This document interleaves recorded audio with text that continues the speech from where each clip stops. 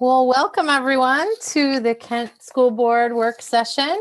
I'm just announcing that President Daniels is absent this evening, and I'll make that announcement again later. At this time, it is 5:30, so we will begin the meeting. And I'm going to call on Dr. Watts to introduce our Chief Learning Officer, Danelle West, to begin this presentation. Thank you, Vice President Bettinger, members of the board. Can you hear me? Yes, I apologize. Thank you. Thank you so much. It is a pleasure to be here, and certainly want to take this time to introduce our Chief Learning Officer and team, Danelle West, who will be presenting with a team on information related to the Dyslexia Advisory Group. And Chief West, the floor is yours. Thank you, Dr. Watts. Good evening, Vice President Bettinger, members of the board, Dr. Watts, and Ms. Howley and Ms. Zentello.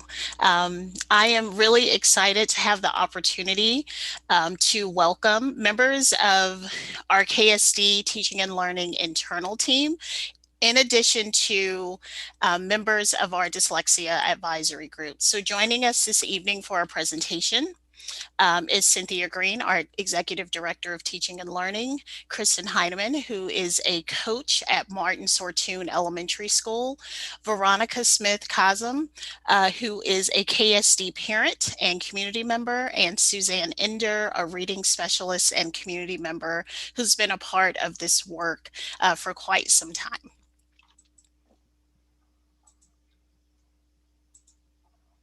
So we have one goal for our presentation this evening. We want the board to be aware of the work over the last year and a half, hear the outcomes of that work, and provide feedback on the information that's shared regarding our recommendations for implementation of the dyslexia law that goes into effect at the beginning of the 21-22 school year. I just want to share very quickly the structure of our presentation that's outlined on the screen. And to avoid any surprise endings, we will conclude our presentation with a summary of the proposed recommendations as we move into the next school year. So I wanted to start by sharing a little about the background of the Dyslexia Advisory Group. So there should have been a couple of documents that you received this evening to prepare you or to provide some additional context for our conversation. You have a full detailed report in addition to the slides that we're using for this evening.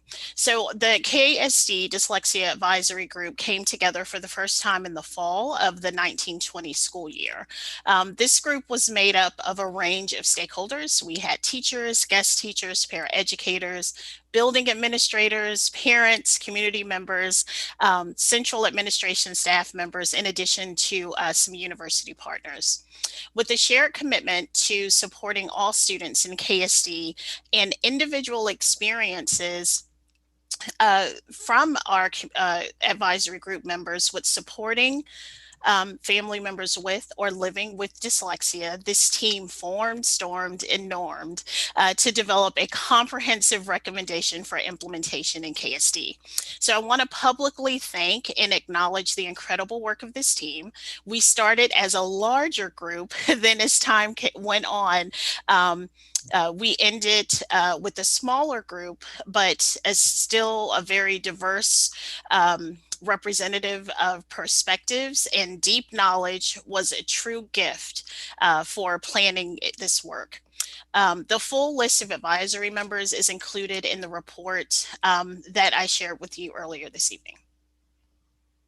So I want to introduce Suzanne, who's going to share a little bit of the history around the advisory group from an external member of this team. Good evening. My name is Suzanne Ender, and I've had the privilege to serve on the Kent Dyslexia Advisory Committee since its inception. And I'll just give you a little bit of a background about where we started and where we are now. I know that Kent was apprised of the fact that a dyslexia screening law was going to be coming into effect in tandem with a curriculum review opportunity, and Danelle, having her great vision and past experiences working in a school with direct instruction, explicit instruction, progress monitoring, and seeing that really strong, she kind of put her vision into this dyslexia advisory committee. And also with her big perspective, she really valued having multiple stakeholders, people from the community, people from Kent, lots of diverse perspectives. And so from my end, I was at the University of Washington, and a flyer was disseminated to Kent, Decoding Dyslexia, Washington International Dyslexia Association, community members who work with students with dyslexia, teachers, tutors, University of Washington, that this Dyslexia Advisory Committee was going to be assembled, and any interested party was willing to apply, upon which we all did meet one night. I think, as Danelle said, it was a year and a half ago, and it was a really medium-sized room with a lot of people, very diverse group of people, parents, principals, teachers, literacy professionals, community members, all excited. And I think Danelle saw the vast range of perspectives and opinions and knowledge, and she immediately put to something really big and important together, which was this huge flow chart of where we needed to go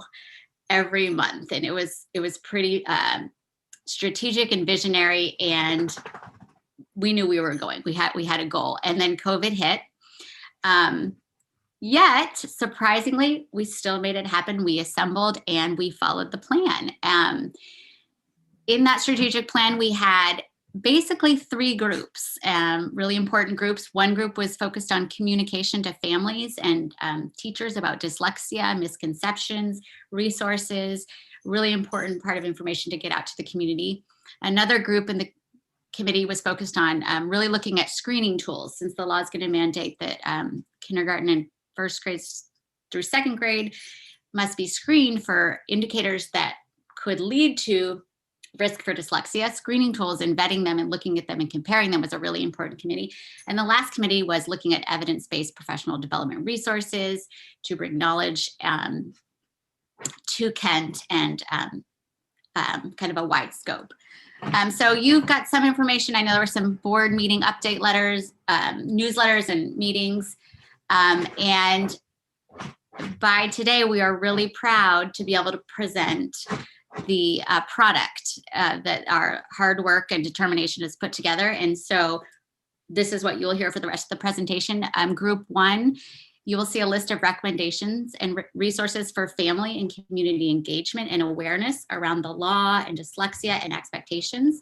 Group 2, you will see that product, which is like a really powerful crosswalk of recommended screeners from OSPI's list and how it really works with Kent's current context and resources, and especially related to best assessment practices. And the last product you will see is the list of professional development resources that are all rooted in the science of reading for staff, for families, that give a deep dive into what dyslexia is, and lots of resources on the science of reading. So that is a big picture perspective, and we look forward to presenting it to you.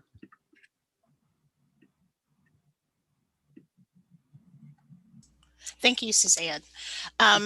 So we wanted to really begin by outlining, and a part of this may be somewhat a review for the board, is what the law actually says. And we're just going to do a high-level overview of the RCWs that kind of support this work. There are several RCWs, and they lay the foundation for what the expectations are for implementation. And in the RCWs, there's language that includes the work of the State Advisory Group and responsibilities of OSPI to report on outcomes and implementation. We are really going to just do a quick overview of the 2 highlighted RCWs that are included on the screen, because they more directly outline the expectations for school districts, and they help align the recommendations that you'll hear about later. So OSPI provided a decision tree with recommended guidance on how to provide interventions and support woven into multi-tiered systems of support. The RCW provides a framework for implementing interventions through the MTSS process. You will notice that each RCW that references instruction or intervention uses the term evidence-based practices. So when we talk about evidence-based practices, these are really interventions that are grounded in evidence. The U.S. Department of Education defines evidence-based as activity, strategies, or interventions that have been proven to improve student outcomes. So there are 4 levels of evidence when we're making decisions around evidence-based practices: strong, moderate, promising, and demonstrates a rationale outlined in the definition. So when we talk about multi-tiered systems of support, and you see this woven throughout this law, the essential components of multi-tiered systems of support are interrelated. And as the intensity of student need increases, each of the components also increases its intensity. In multi-tiered systems of support, tiers again describe the intensity of support. It does not define students. And that's really critical. We don't ever want to get in the habit of saying these are tier 2 or tier 3 students. It's not students. It's a support that's provided to students based on their need. And so what you have outlined on the screen is just shows the basic high level expectations for each tier. Tier 1 universally applies to all students. In addition to tier 1 supports, if students need additional support, they may receive tier 2 supports, which again increases that intensity. In the handout, the PowerPoint presentation that you have, you'll see on the next slide. I'm not going to go over that in our presentation today, but you'll see in that slide how they define the areas of intensity that is provided at each of the tiers. So you are increasing the level of support in those 7 domains that are mapped out on that slide. The other part of the law that I really wanted to call out really connects to the dyslexia rules. This recommended grade band of literacy skills and the screening tools that are aligned suggests a timeline and a focus for each skill that's screened. So what you'll notice in the yellow at that very beginning, you'll see kindergarten, 1st grade, and 2nd grade. So I'm just going to speak to some of the differences at each of the benchmark points.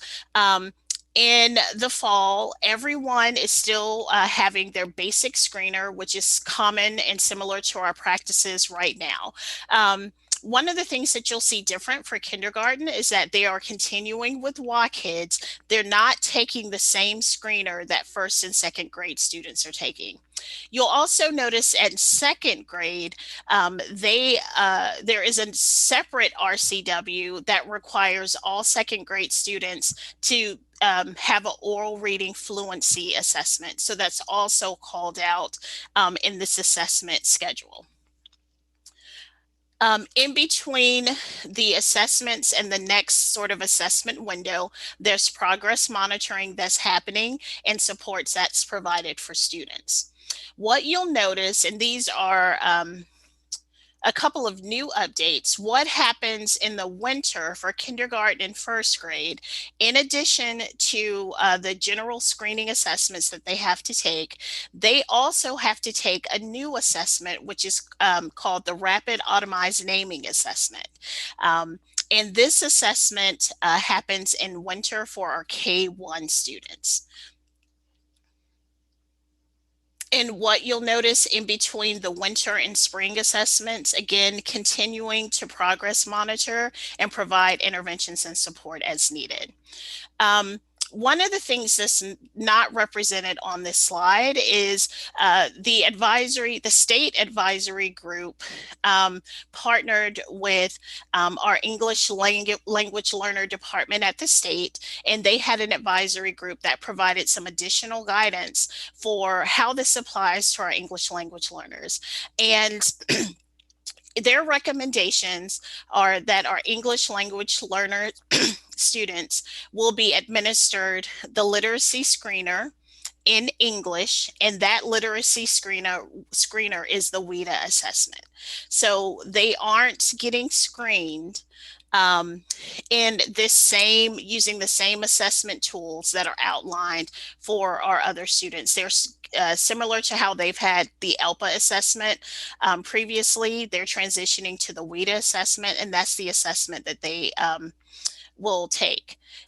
If at the end of their second grade year, they have not hit the threshold that they've outlined on the WIDA assessment, they will be administered the screeners that are outlined here on the screen.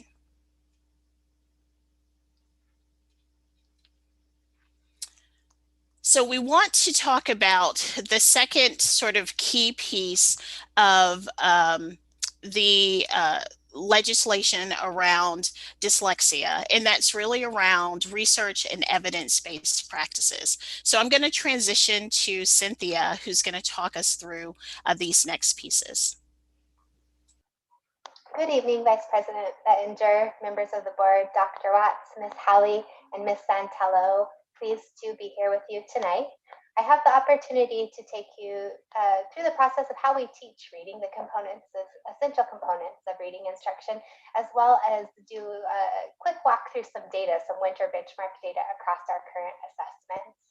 Before we get started with all that, though, I think it's really important that we do some level setting, because we're going to be making some shifts with these new laws coming in, and really taking a learner's stance. And what I like about this definition of a learner's stance is that we have to authentically embrace one's own disequilibrium and acknowledge that there's always more to learn. The essential components of reading instruction really break down into the big five, we call them sometimes. The phonological awareness and phonics, fluency, vocabulary, and comprehension. And there's a progression of skills that kids develop as they move through the stages of reading development.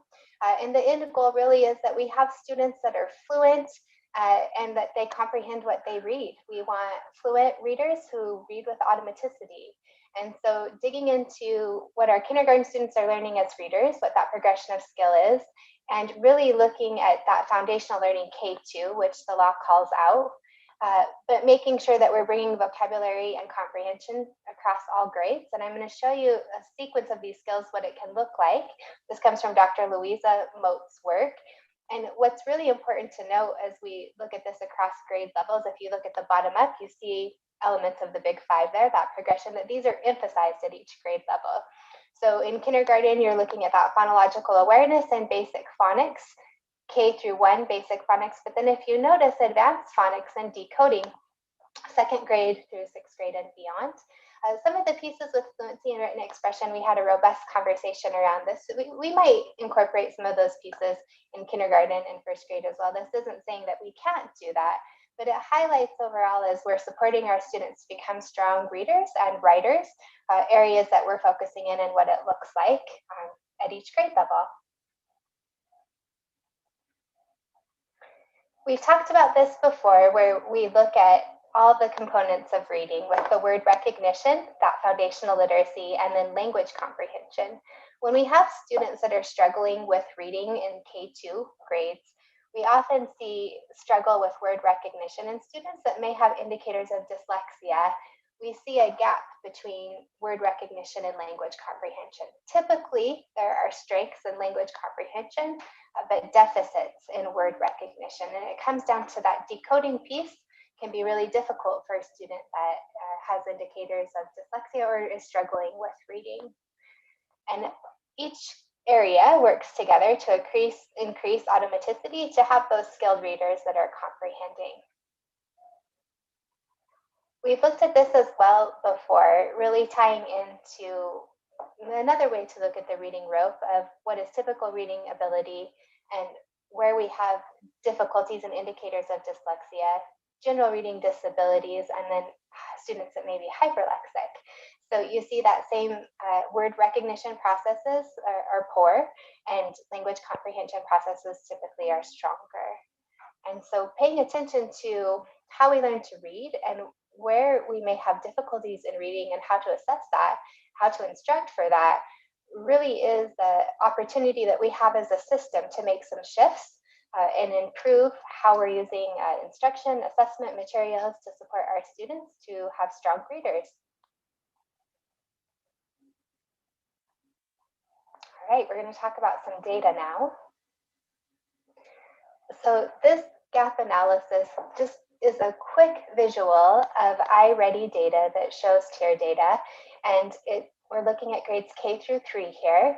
And the research, what we're really looking for is that our students are fluent, strong readers by the time they get to 3rd grade.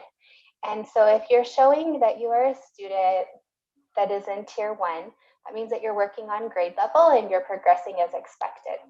If you're a student that's showing your data here is showing that you need some tier 2 supports, then that tells us that you may be up to a year behind your grade level, and there are some gaps in one of the big 5. If you're a student that's showing you need tier 3 supports, that's more intensive support, which may be up to 2 years behind grade level. So when we look at this here, and this is one snapshot, this is our winter iReady, and different circumstances for how we assessed. We were in our remote learning, our distance learning model, but this is one piece here where you can see that data of having that screener does that temperature check and tells us which students are on track and which students need us to dig a little bit deeper and diagnose where their specific areas and skill deficits may be, and then ensure we're supporting those areas with more intensive instruction. This looks at the specific domain of phonics. If you remember on that chart, we had beginning phonics and then advanced phonics. And phonics instruction is teaching students to decode words and making sure that we're reading those multisyllabic words with ease and that we have the rules to help support us. So one of the important pieces with the law around dyslexia is having that explicit systematic instruction. And we know the progression of how students learn to read foundationally, being sure that we have those skills down and noticing that if there is a gap in how we're performing, what supports do we bring in? So when we look at how our students are doing with their phonics performance, we have some gaps. And if you remember the chart that Chief West shared with you, we really want to see about 80% or more of our students demonstrating tier 1 proficiency. So if we have more than 20% of students in tier 2 or tier 3, we really have to look at everything that's happening with our core instruction to strengthen that and then make sure we have strong interventions as well. Another data point that we have currently is ERLA data. So across our grade levels, you can see that tier data of where our students are performing in relation to their grade level with their literacy skills. This looks at our students that are in our dual language program with the ENIL data through ERLA as well. So one of the pieces as we talk about data in this unusual year and just one data point, certainly we would want to do more diagnostic assessments with students, quick assessments to figure out which skills they would need. But if we look at how our students are performing over time, by the time we get to 3rd grade and we look at the summative state assessment of Smarter Balance, so applying all those literacy skills where we're analyzing, synthesizing, and evaluating text, we see that overall we have 56% of our students proficient at level 3 or level 4 on Smarter Balance. We also see, if you just look at 3rd grade, if you remember that iReady data proficiency of our 3rd graders in reading at the winter benchmark was at 53%. Our 3rd grade proficiency on Smarter Balance last time we took it in the 2018-19 school year was 51%. So we do find that iReady is highly predictive of how we do on the Smarter Balance assessment. And this slide just continues with the OSPI report card on our Smarter Balance data for our district. Okay, thank you, Cynthia. Thanks so much. So early in the work of the KSD advisory group, we dug into the legislative requirements and identified 5 goals for the advisory group to research and provide recommendations. So for the next part of the presentation, you'll hear high-level summaries of each group's recommendations for goals 1 through 3 to guide our efforts and implementation. So I'm going to represent Group 1 this evening, and it was really interesting how the goal that was identified and over time, how the group began to synthesize and really hone in on what the purpose of this work would be. And it was really around family and community engagement. And this goal was identified to shape a shared knowledge and understanding of dyslexia as an organization. And then it extended to ensuring that that same understanding was shared throughout the community. Regardless of the role we play in the district, we all work in support of our students. So in addition to the list of OSPI fact sheets and guiding documents that they provided, we are also recommending additional ongoing supports to have clear, consistent messaging in the KSD community. So what we have outlined on the screen is just a high level of our intent to have a dedicated website to continue to promote and communicate this information, have intentional community outreach to make sure that we're partnering with our community partners and we're reaching out to our families to make sure that they have just-in-time support and resources to help them help their students at home. And we are also developing a resource hub. And one of the things that you have in your document for Goal 1 is that you'll see all the detailed resources and the ideas that this group has put together around how they can populate this hub with timely research-based, evidence-based resources for our families and communities to share.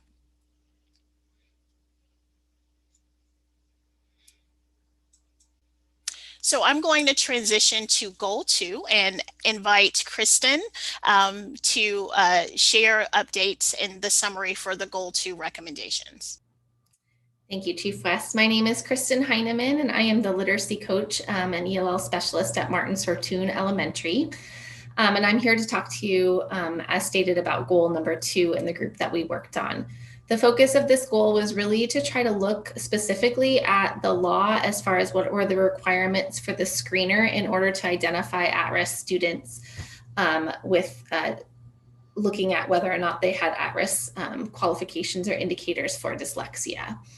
As a group, we first decided to look at how the screeners that we wanted to recommend would fit in with the OSPI requirements and the law that was mentioned earlier, along with how they would match the KSD needs specifically to our community.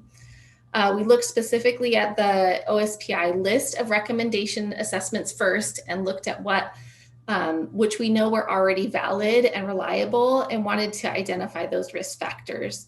When we looked at the different options, we wanted to come together as a team and see that they not only fit what the requirement was for the law, but also went a little beyond the law as far as the vision that we had as far as progress monitoring and fitting within our MTSS system.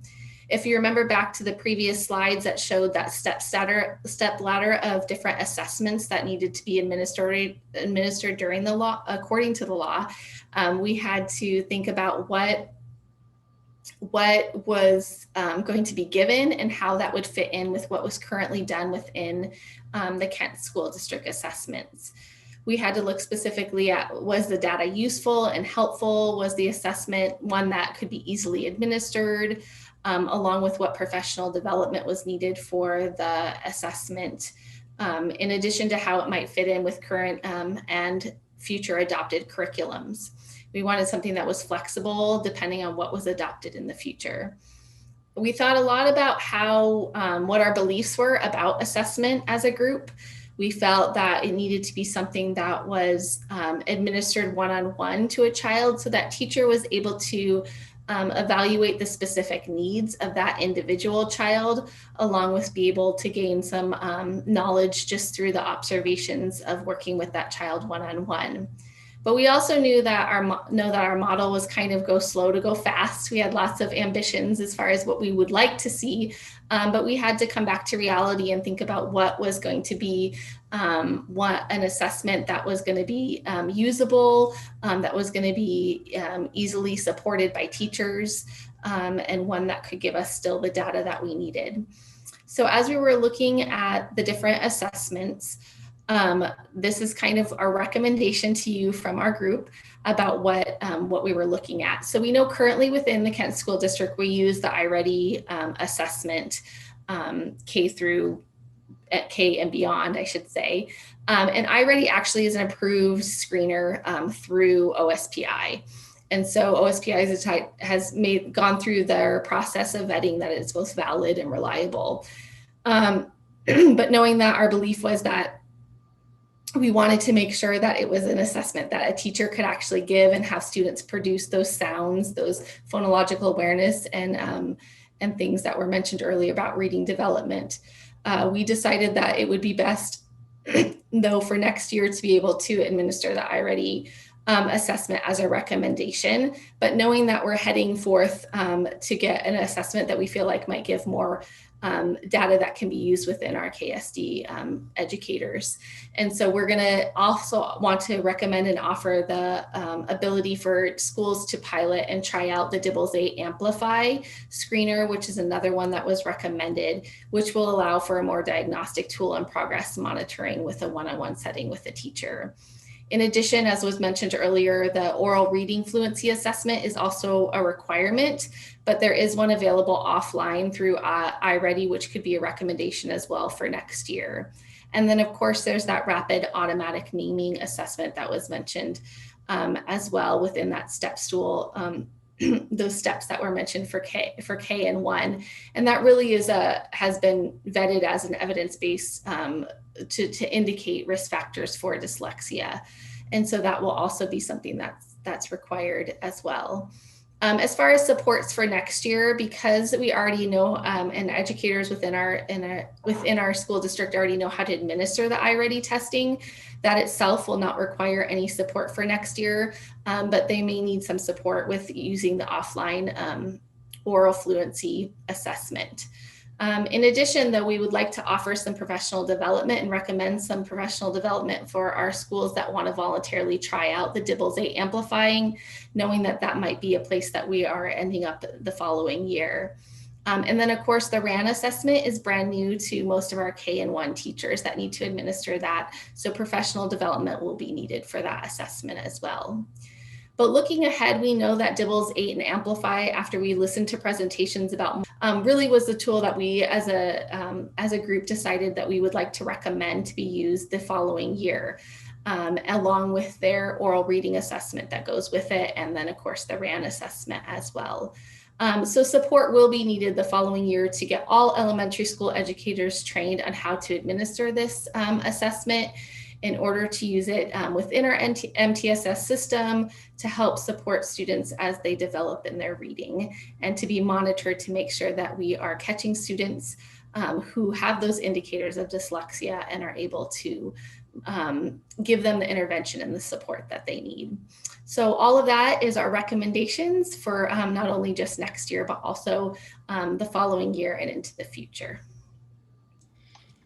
Thank you, Kristen. And next, we will have Goal 3, which really explored evidence-based instructional resources and professional development to support dyslexia. And Veronica Smith-Cosm is going to present for Group 3 on Goal 3. So thank you. Good evening. Before I get into the specific recommendations, I just want to give a quick background I think is helpful. So 11 years ago, my child was in kindergarten and he loved to learn, but he struggled in school. He was really well spoken, but he had a hard time with reading. And we saw that gap widen over the following 3 years. It affected his writing and even math because of word problems. He really had the classic signs of dyslexia, but neither I nor the school knew that. As a lawyer, I was comfortable researching special ed law and advocating for my child, but when it became clear that appropriate educational supports were not available, we turned to private tutoring. And I very clearly remember standing in my kitchen telling my husband, this is so unfair for families who lack access to private evaluators or tutors. This problem is so much bigger than our kid or our school or our district. We've got to change the laws. Well, fast forward 4 years from that point, and my dream came true when I joined the leadership team of Decoding Dyslexia Washington. We had a seat at the table as this law was being drafted. And as a grassroots parent advocacy group, we rallied parents to help get the law passed. So today, I'm here honored to represent Group 3. In addition to the advisory group meetings that we've had over the last year and a half, Group 3 met about 12 times just since January of this year to craft our 3 recommendations and our 1 bonus recommendation. So the law seems pretty straightforward. Screen K2 students for characteristics of dyslexia and intervene early. But there are actually many factors that make intervention hard. Within the general population, for example, myths persist about dyslexia. In many colleges of education, they are unable to spend a lot of time, or they spend little time, on dyslexia specifically. There was a recent analysis done by the National Council for Teacher Quality, and they looked at teacher preparation programs, and they found that 40% of the required teaching textbooks were inadequate for teaching the science of reading. And in a recent analysis by EdWeek of 5 nationally popular reading programs, they found that the programs wandered from evidence-based practices and sometimes even undermined them. So understanding that teacher knowledge is varied and that knowledge is power, Group 3 focused on what would best equip and empower teachers to help students become effective and efficient readers. So with that, we start with recommendation 1. First recommendation is introductory professional development for all teachers on dyslexia, the law, and an overview of the science of reading. Now, the law focuses only on K through 2. So why do we recommend all teachers? Well, remember that the law is just a floor, not the ceiling. And while K2 is mandating, why screeners and interventions are mandated for the K2 age range or grade range, dyslexia is actually in every classroom, no matter the grade. It affects 1 in 5 people, which means that's 5 or 6 students in every classroom. And Group 3 felt really strongly that a common understanding across the district would benefit students because teachers would have a better understanding of what they're seeing in their struggling students. And with better background knowledge, it would help guide them as they consider the possibility of referring students for additional supports or moving through to more intense support through the tiered system. So you'll see in our list of recommendations, we've provided some presenters that we have gone through and decided that they are engaging presenters, they are well-known and respected experts, and some of them are even local. And those are the ones that we're recommending could provide this introductory professional development. Our second recommendation is a deep dive professional development for K2 teachers on the science of reading. So you'll remember recommendation was an introductory training for all. This is deep dive for K2. So the law is about dyslexia and providing intervention. But to understand dyslexia, we need to understand the broader context about how the brain learns to read. So recognizing that teachers come to the science of reading with varied levels of knowledge and training already, we felt it was important to support those whose current knowledge could be enriched and those who will be shifting their practices. It dishonors the profession if we merely hand teachers an intervention program and say, follow the script. That would be a Band-Aid solution. Teachers are trained professionals, and when we equip or expand their knowledge about the science of reading, they are then empowered with autonomy to hone in on what each individual student needs so that they can differentiate most appropriately. And further, without a deep understanding of the why behind any given practice, there's a risk of straying from evidence-based practices. So you'll see it also in your copy of documents, the recommendations that we're providing. Among them, I want to point out we felt it was really important that training was not program specific. Deep knowledge transcends any method. It's not about a program, it's about knowledge. We also thought it was important that the training not just be theoretical. We want teachers to have practical tools that they can use with their students, not just lots of interesting information.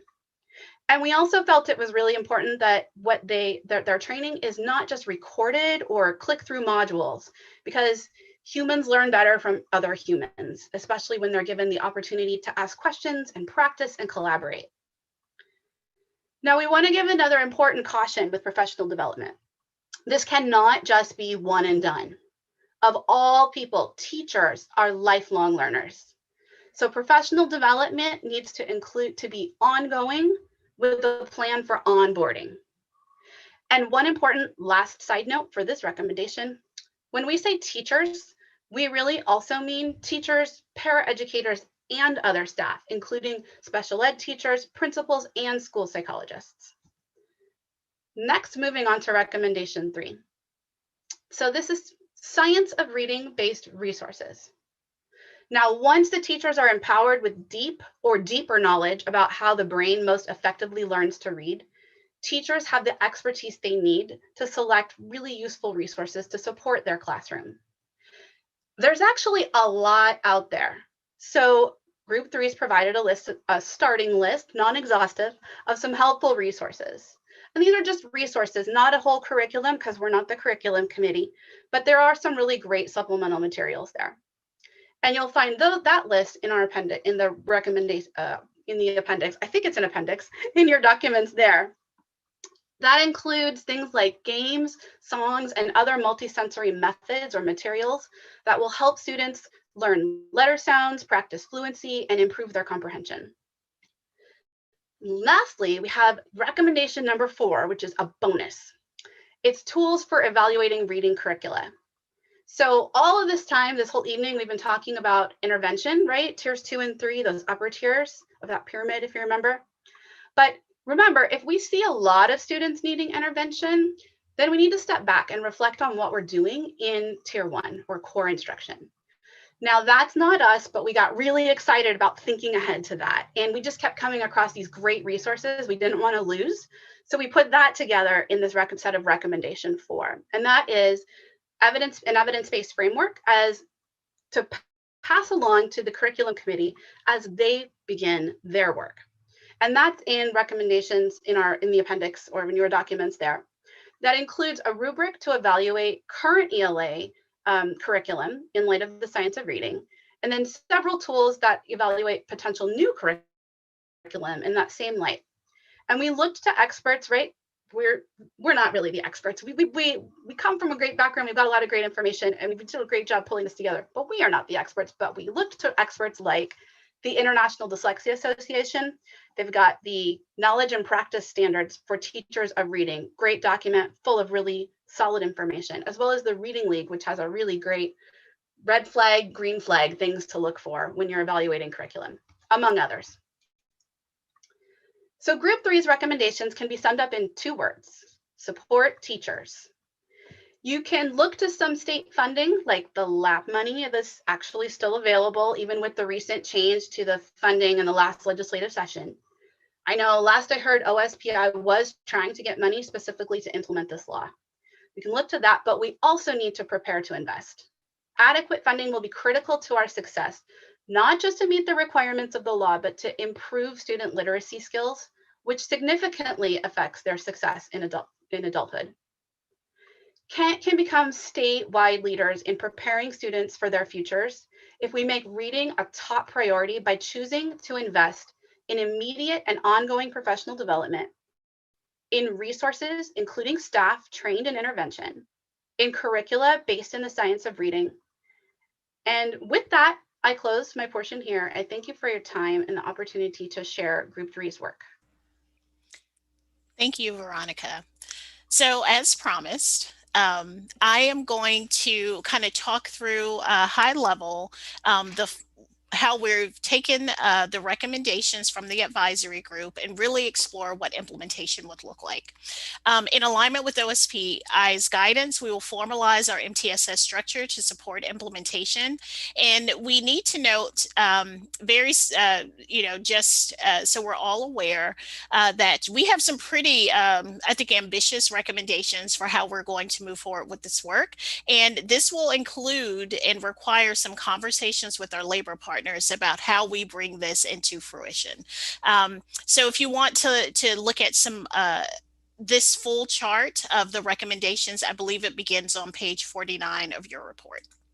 So we spent a lot of time, well, maybe not a lot of time, maybe about 5 minutes, talking about the requirements for the screener. So I wanted to just kind of quickly outline, because I think it's helpful to look at where we currently are and what are the shifts that are going to happen over time. So if we think about a gradual release or a gradual plan for implementation, we're really phasing into having a single screener for our K-2 students rather than multiple resources. And you can kind of see how that implementation happens over time. And I'm just going to highlight a couple of, I think the bigger implementation pieces in these next couple of slides. The full document outlines all the recommendations from this advisory group.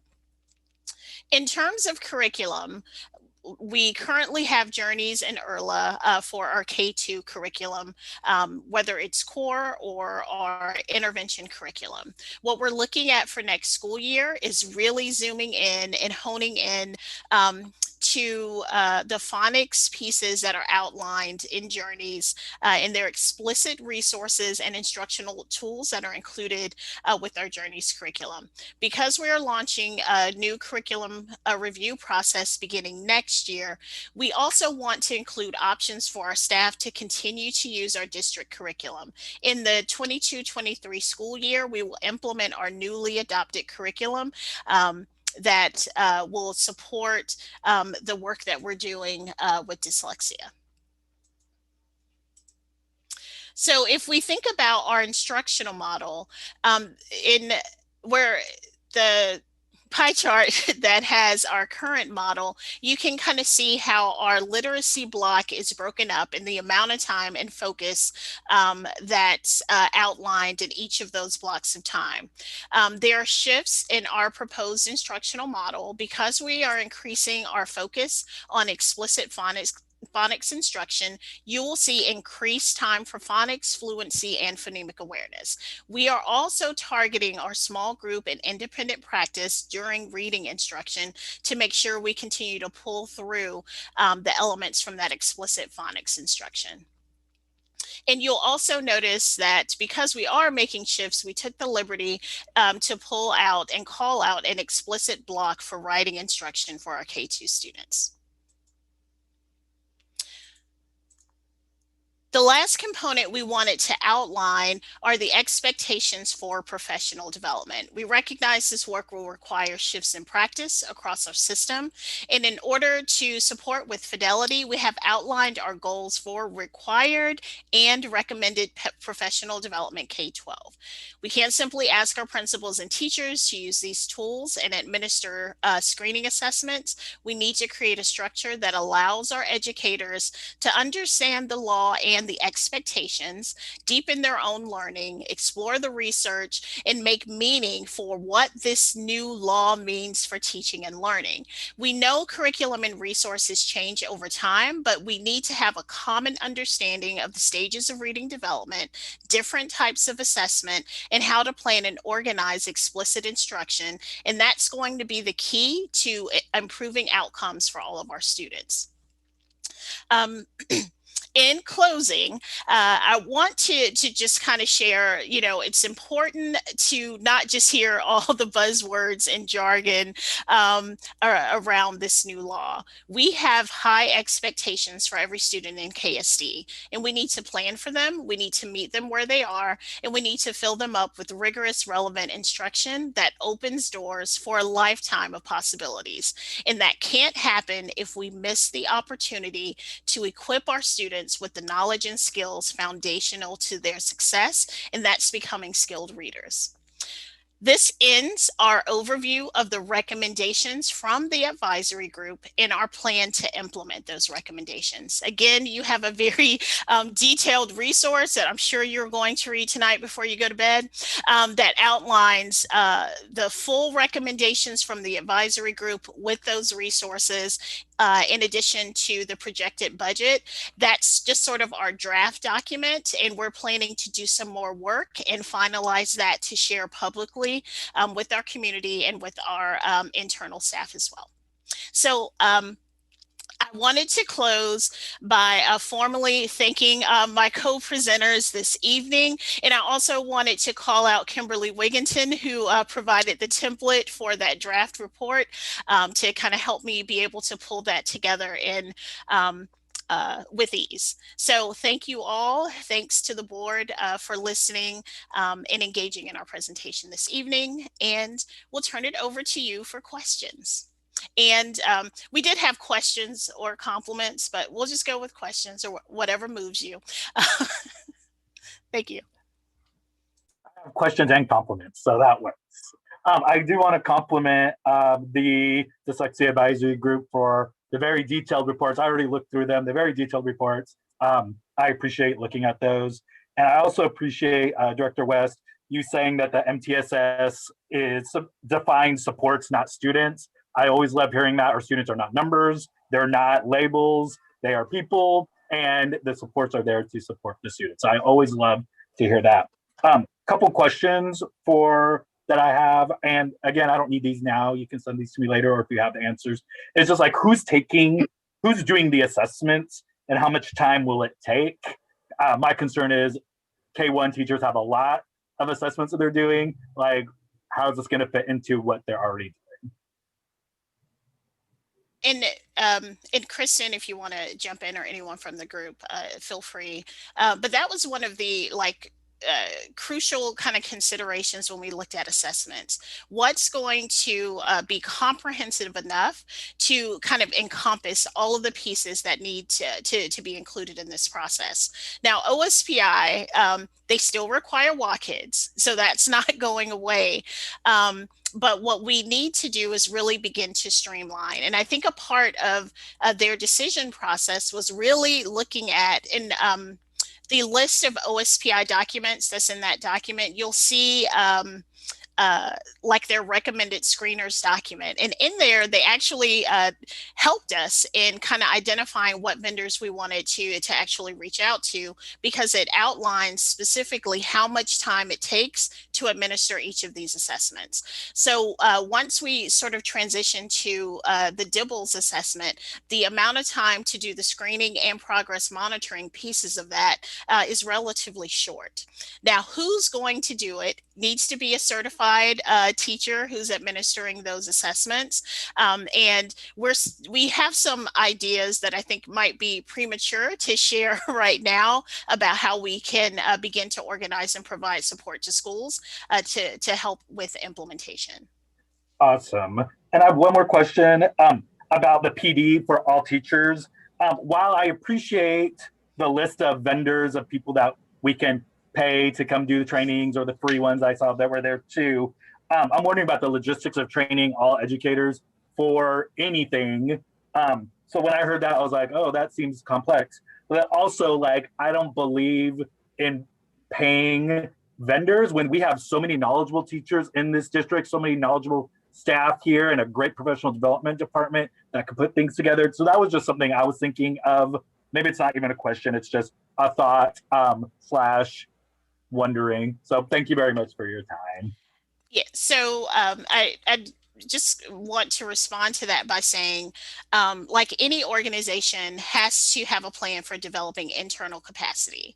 And that's always our goal, but it's going to take some steps for us to get there.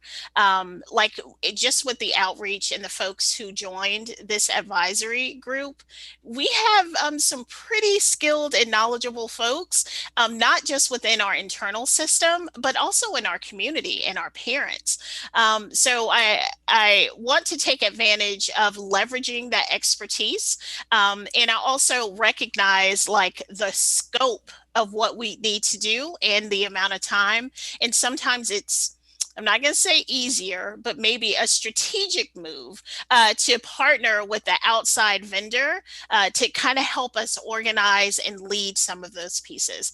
But we do have a plan, and you might see it in that chart where it says other supports, to really start developing our internal capacity to be able to sustain this work.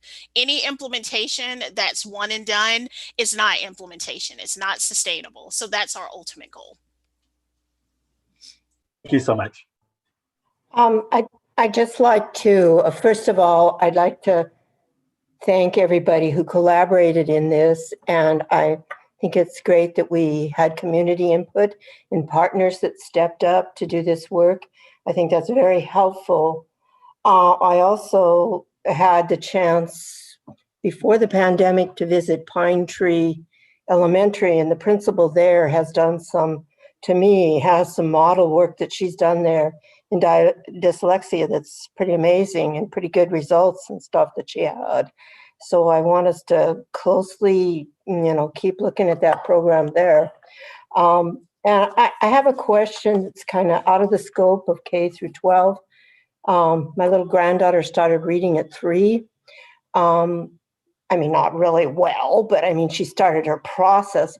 Is there any plan for our preschools and our public preschools and ones that kids are able to get into, where we could start this work even earlier to work with kids?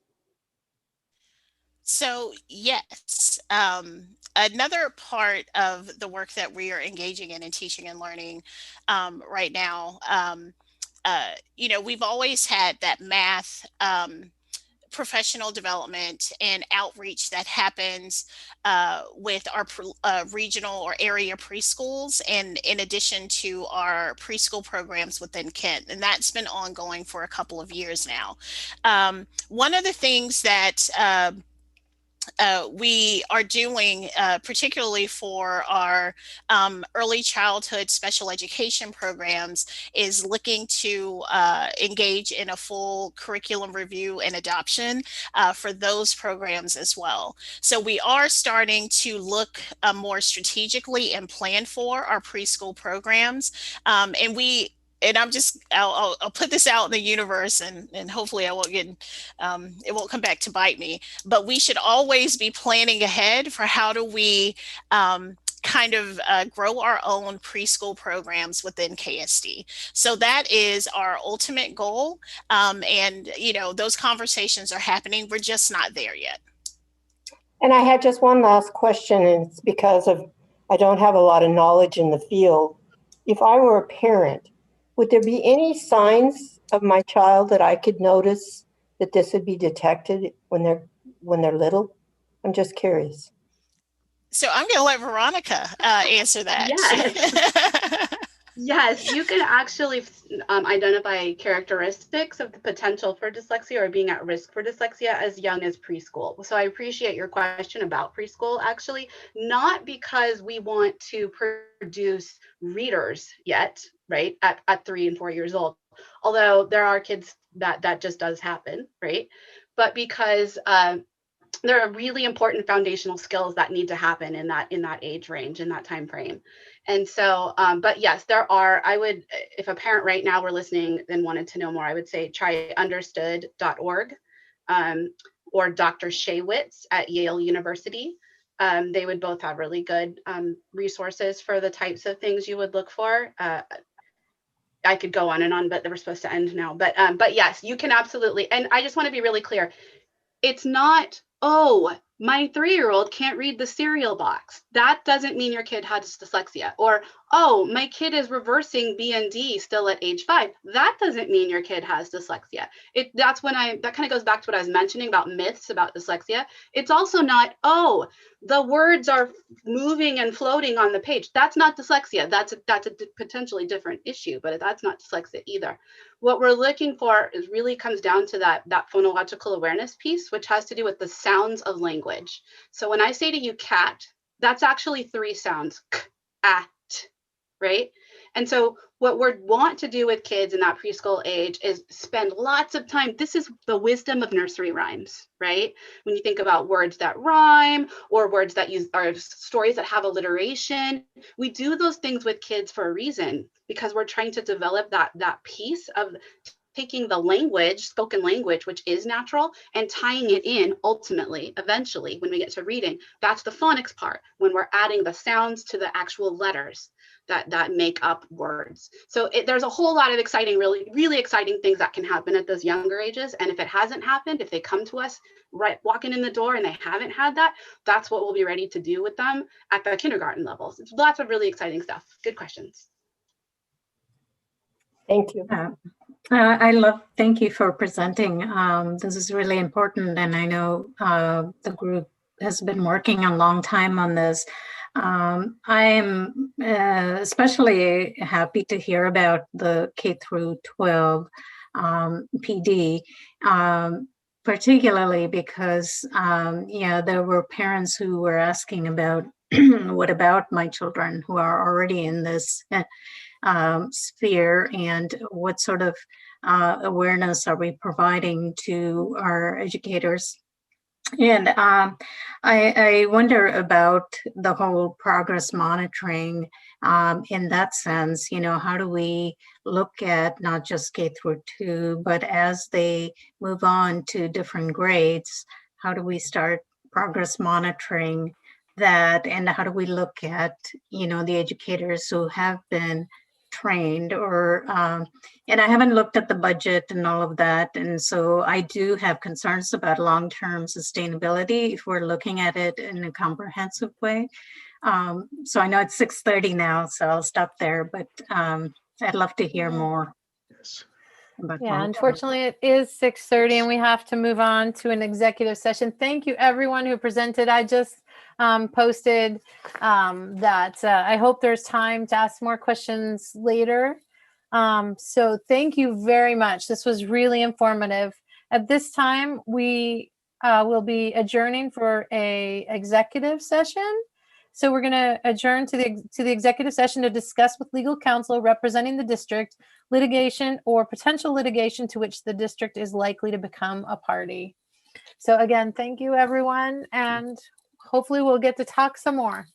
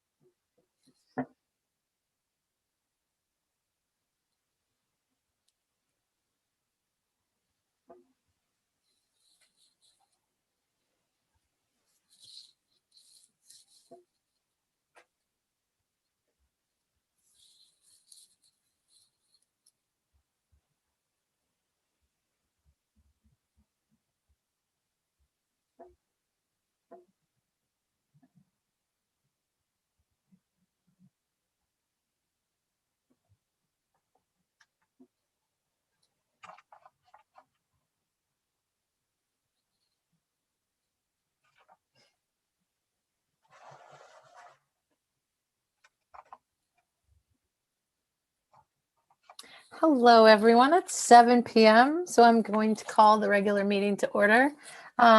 President Daniels is absent this evening. At this time, I'd like to invite Director Maya Vengadaswalam to say the Pledge of Allegiance. I pledge allegiance to the flag of the United States of America and to the republic for which it stands, one nation, under God, indivisible, with liberty and justice for all.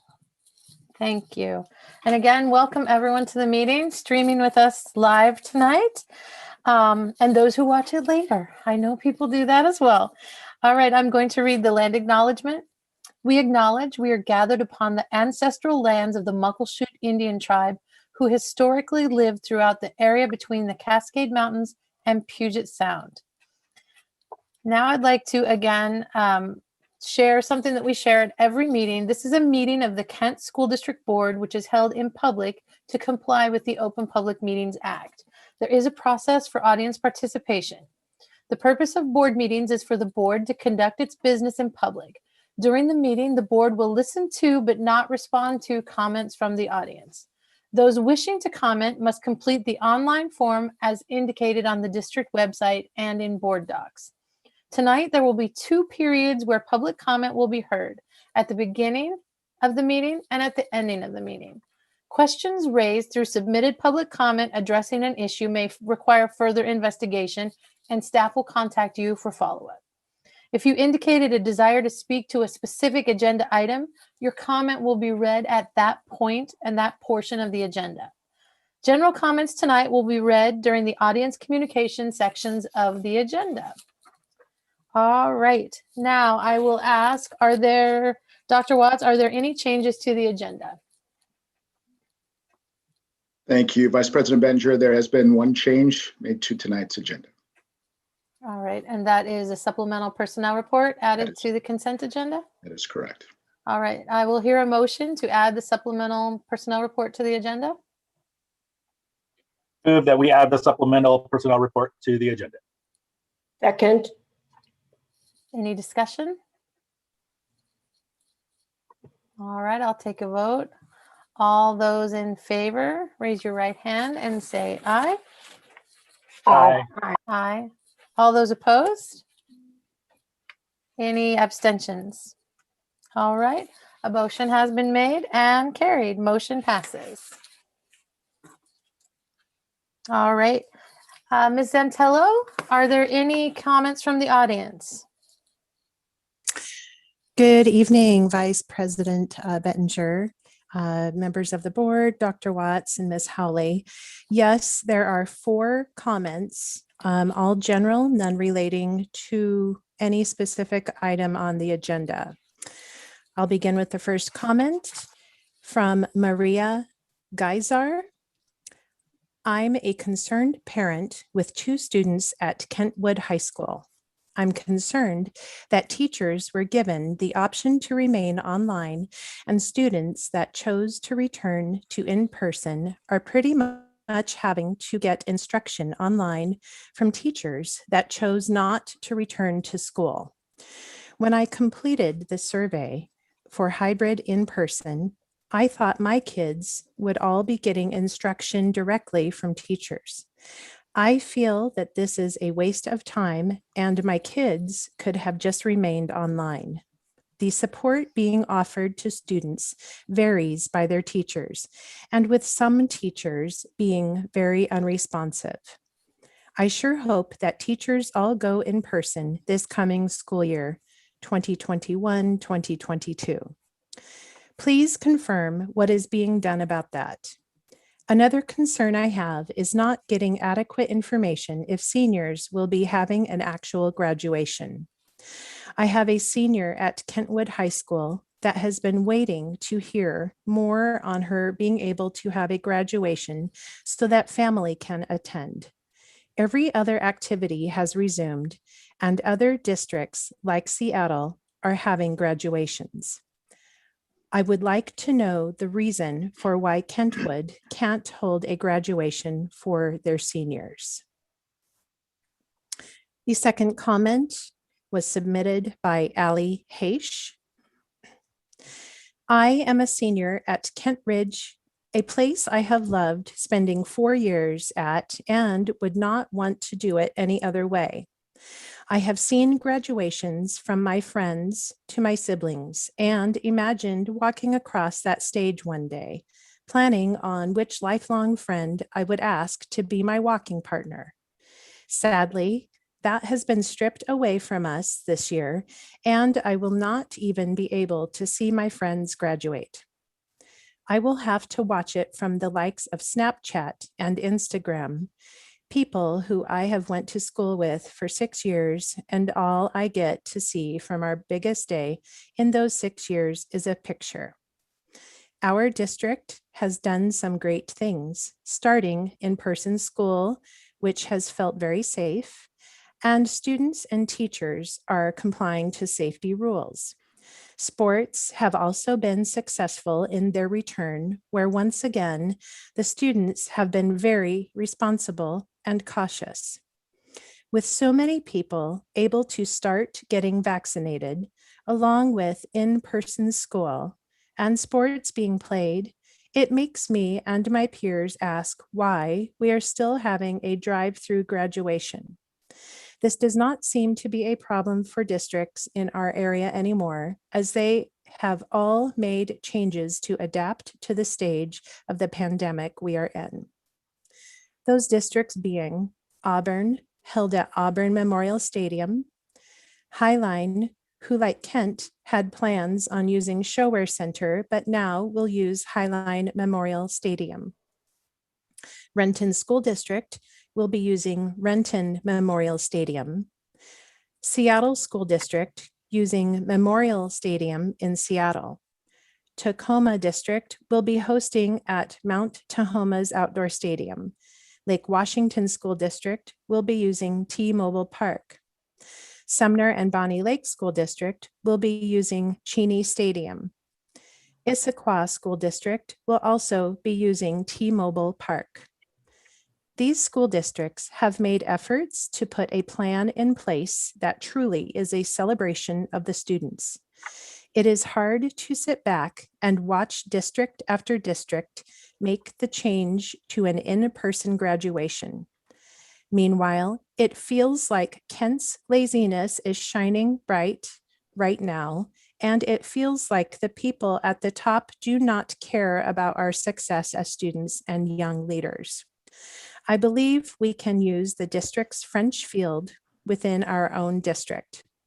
We can put students on the field socially distant and a small number of guests for each student on each side of bleachers. I also think we could look at some people outside options such as Lumen Field or even the Tacoma Dome if available. I conclude hoping you see the flaws in the current plan in place, that there are options to host a more normal graduation as demonstrated by many surrounding districts. I ask you to think about the students who have put countless hours into their education only for it to end like this. The third comment is submitted by Rhonda Kent. Hello, like many, I am the proud parent of a KSD high school senior. Many are feeling disappointed that the ceremony will only be drive up. Why is it expected that the PTA will pay for any extra things to make it special? What happens to all the money KSD is saving by not paying for the Showwear Center? Shouldn't that be money used in some special way for these seniors? These kids have not had the best senior year.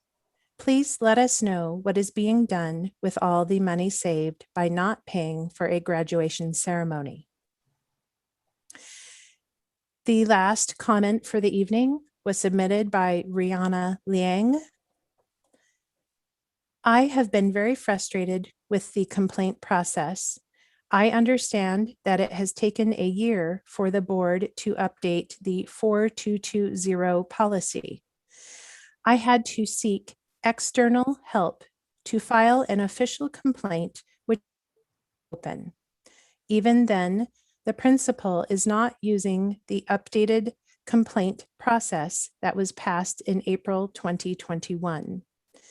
Please address how the updated 4220 policy will be shared at all buildings for administrators and for the Kent School District stakeholders to find and effectively follow.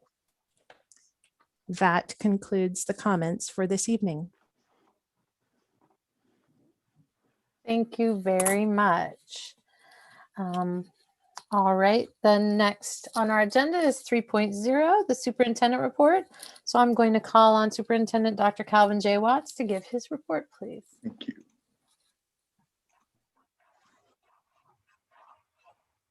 Yes, thank you, Vice President Bettinger. Again, members of the board, Ms. Antello. This evening, I do want to provide you with several district operational updates, particularly as we enter our final 6 weeks of the 2020-21 school year. On February 10th, 2021, our Kent School Board approved boundary changes to populate our new elementary school, which is located on the West Hill of Kent. We did so by adjusting boundaries to neighboring schools in the Kent Valley and on Kent East Hill. The approved boundary changes do not affect middle or high school students, only elementary students, and only 25% of our elementary schools. East Hill, Kent, Neely O'Brien, Meadow Ridge, Panther Lake, Scenic Hill, and Springbrook elementary schools are included in the approved boundary change area and will experience some enrollment adjustments for the 2021-2022 school year. Families who are enrolled and supporting students at these 7 elementary schools will be receiving a letter from our Student Family Support Services office indicating where their student or students have new assignments or not for the 2021-2022 school year. Now, based on the family's address and educational programming that's available at River Ridge Elementary to meet each student's needs, our district leaders have been working together to review student data with principals to carefully consider where they should remain at their current school or to be assigned to another school. Individual family letters are also being translated into our top languages as needed. Information will also be posted on each of the impacted schools' websites. Now, we recognize altering school boundaries does impact our families. However, our new attendance boundaries will bring advantages for students by reducing overcrowding at some schools. Now, in addition, families do not need to contact the school for enrollment for the next school year. This will happen automatically because the school is located within the approved boundary change area. Now, again, those letters will start to be sent late next week after principals and district leaders have finished reviewing all student data. Principals will begin communicating with families later this spring, and so all students feel welcomed and all students may feel connected before the first day of school on August 26th, 2021. Now, please continue to check your mail, check your email, and your school's websites regularly for information and additional updates. School nurses. We all know that school nurses champion the whole student ideal every day in every one of our schools. And today on National School Nurse Day, May 12th, we take particular time and notice to celebrate and recognize the fantastic contributions that school nurses are making to the health and well-being and learning of our district's nearly 26,000 students. Now, the COVID-19 pandemic has tremendously impacted the work of school nurses because they are an integral part of ensuring health mitigation strategies, and to make sure they're in place for hybrid learning to occur at higher levels. Our school nurses are also responsible for the daily health and wellness screenings, COVID-19 staff training, setting up and managing a COVID-19 isolation room at each school, managing the distribution of personnel, positive COVID-19 cases, and providing COVID-19 resources. In addition to all of that, before school buildings are reopening, school nurses completed specialized training on how to accurately conduct contact tracing that's required by the Washington State Department of Health. Now, each year, our nurses recognize one of their own with the Dr. Mary Newell Nurse of the Year Award. Now, this year's award is presented to the entire Kent School District nursing staff to recognize their efforts to ensure safe and equitable learning environments for all students, each and every one. And we appreciate our school nurses and our health services team for their leadership, their commitment, and their efforts in keeping our students and staff healthy and safe. And for that, let's take a moment just to give them a round of applause for all of their efforts. We thank you to all of our school nurses. It's not lost on me that while my mom's body is no longer with us, she served as a school nurse and taught me and other children whom she served how to take care of themselves so that one day they could take care of others. And we know that's exactly what our nurses are doing during these most challenging times. And now, as a father of a Kent School District senior, another celebration that's close to my heart is the 2021 Kent School District graduation season. Now, we will celebrate our seniors with on-campus, in-person graduation ceremonies. These festive and intimate celebrations will be similar to last year, allowing each school to accommodate the required health and safety guidelines while also providing graduates and their families an opportunity to celebrate this important milestone with an in-person ceremony. Graduation photos and videos of the commencement speeches will also be made available. Now, while our district leaders did look into larger venues, including French Field, under the current Department of Health guidelines, students would be limited to 2 tickets per graduate at French Field. Larger venues in the county have similar restrictions of 2 to 4 tickets guaranteed per graduate. Additionally, Showware Center, which was our previous reserved place location for in-person graduation, is no longer available due to this year due to the continued need for a high volume vaccination site. Now, for several months, our high school and academy principals have been working hard and smart collectively with student leaders, school staff, and district leaders to develop a plan for graduation that both maximizes safety and celebrates our graduates. And while we recognize these student-centered graduations are not traditional graduation events, we do know these graduation ceremonies can be held regardless of which phase we are in. And they allow for the greatest number of family members to attend, depending on the phase we are also in. Now, communication will be sent from your student's high school in the coming weeks, which will also include more specifics about graduation. Again, I want to thank our high school and academy principals, including the outreach program, TOP, and their graduation teams. They have been working for months to ensure that each graduate and their families feel celebrated even amidst this pandemic. And we cannot wait to celebrate the class of 2021.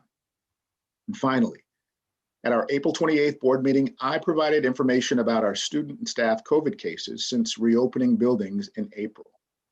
However, I would be remiss if I did not share that we continue to see the number of students in our buildings testing positive for COVID, attending school with COVID symptoms, and providing erroneous wellness forms. That continues to rise each and every week. Therefore, we must ask that all students, and certainly expect that all students and families carefully follow the health and safety protocols each school day and whenever riding the bus to and from school. Why? To protect themselves, their families, our staff, and our entire community. To our students, To our families, to our Kent School District staff, thank you. Thank you for your continued patience, your partnership, and for your understanding this year. Let's finish strong, stay safe, and stay healthy. I greatly appreciate your attention this evening. Vice President Bettinger, this concludes my report. Thank you very much. All right, 4.0 legislative update. I'm going to call on Director Vengadhasalam to provide your legislative update, please. Yes, I'll make it brief. I know I went into some details at our last meeting, so I'll just talk about the major highlights in K through 12 investments. As we discussed, the transportation stabilization bill passed, and it was about $117 million. And looking at the base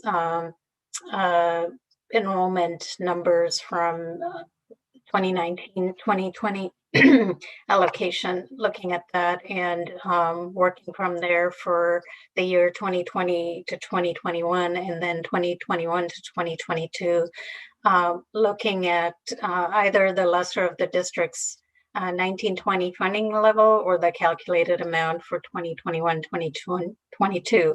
So the districts will have that hold harmless level guaranteed, making sure that we're not penalized for our downturn in enrollment.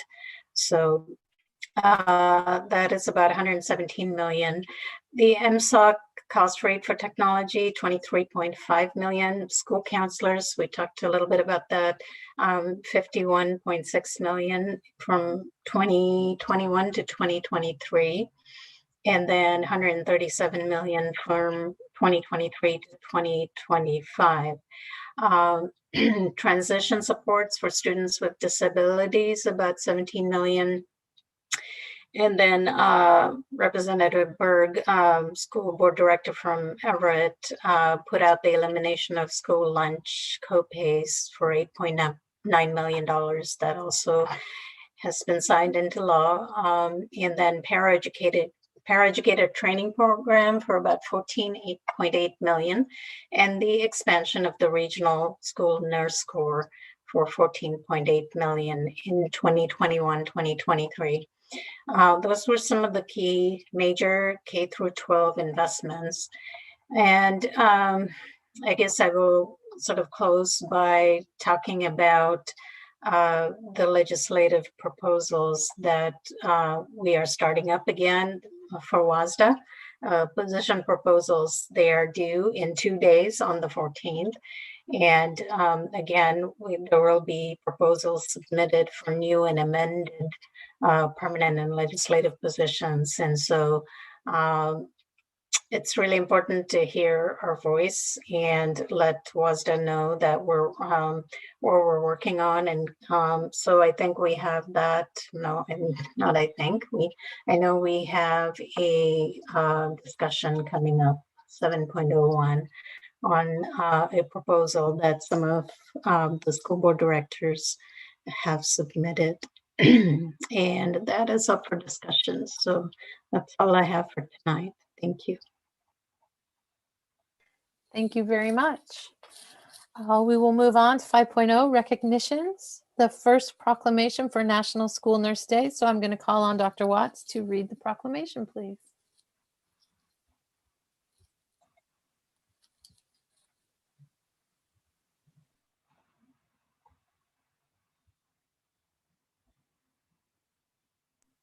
Thank you. Unmuted. There we go. National School Nurse Day, Kent School District Proclamation. Whereas all students have the right to have their health needs safely met while in the school setting, whereas children today face more complex and life-threatening health problems requiring care in school, and whereas school nurses are professional nurses that advance the well-being, academic success, and lifelong achievements of all students by providing a critical safety net for our nation's most fragile children. And whereas school nurses act as a liaison to the school community, parents, and healthcare providers on behalf of children's health. And whereas school nurses support the health and educational success of children and youth by developing and providing programs and leadership. And whereas school nurses understand the link between health and learning and are in a position to make a positive difference for children every day. Now, therefore, be it resolved, the Kent School District Board of Directors hereby proclaims May 12th, 2021, National School Nurse Day in Kent School District and urges all citizens to join in this observance. Signed this 12th day of May 2021 by Kent School District Board of Directors and Kent School District Superintendent. Thank you. Next, it is Teacher Appreciation Week, so I'm going to call on Director Benno to read the proclamation, please. Thank you, Vice President Inger. I am so happy to be able to read the proclamation for Teacher Appreciation Week. Whereas the role of the classroom teacher cannot be overemphasized, for they are the single most influential factor in a child's educational experience. And whereas our teachers are at their best when they hold students to high expectations, challenge them to think critically, push them to excel in the face of any obstacle, and guide their development toward becoming contributing citizens. And whereas under the expert direction of our teachers, classrooms throughout Kent School District are places where students are given the opportunity to display creativity and imagination and develop a passion for learning that will last a lifetime. And whereas excellent teaching is a labor of love, and our dedicated professionals often use their own resources and work long hours to enhance and enrich the daily learning experiences of their students with innovative and individualized lessons. And whereas educators shape the future of our community and nation as they work each day to prepare our students to compete globally. And whereas the value of our talented, committed, tireless, and inspirational teachers is without measure. Now, therefore, be it resolved, the Kent School District Board of Directors hereby proclaims May 3rd through 7th, 2021 Teacher Appreciation Week in Kent School District and urges all citizens to pay tribute to our public school teachers.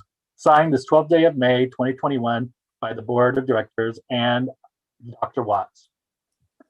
And I would love to introduce our Kent School District Teacher of the Year, Ms. Bonita Webb, to say a few words in honor of Teacher Appreciation Week. Thank you so much.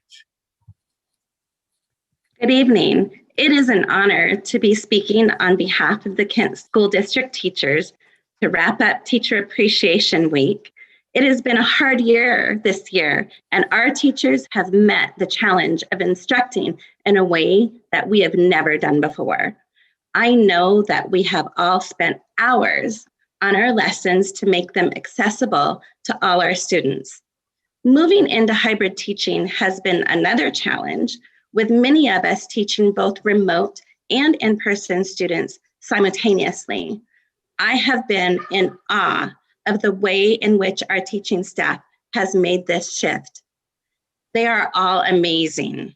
So to the teachers of the Kent School District, know that you are appreciated for all that you do each and every day of the year. Thank you. Thank you so much. And congratulations again on being Teacher of the Year. Thank you. We appreciate it. Our last proclamation is Asian Pacific Heritage Month, and I will call on Director Hamada to please read the proclamation. It is my great pleasure to read this tonight as the wife of an Asian Japanese American citizen born in an internment camp in 1943. Asian Pacific American Heritage Month.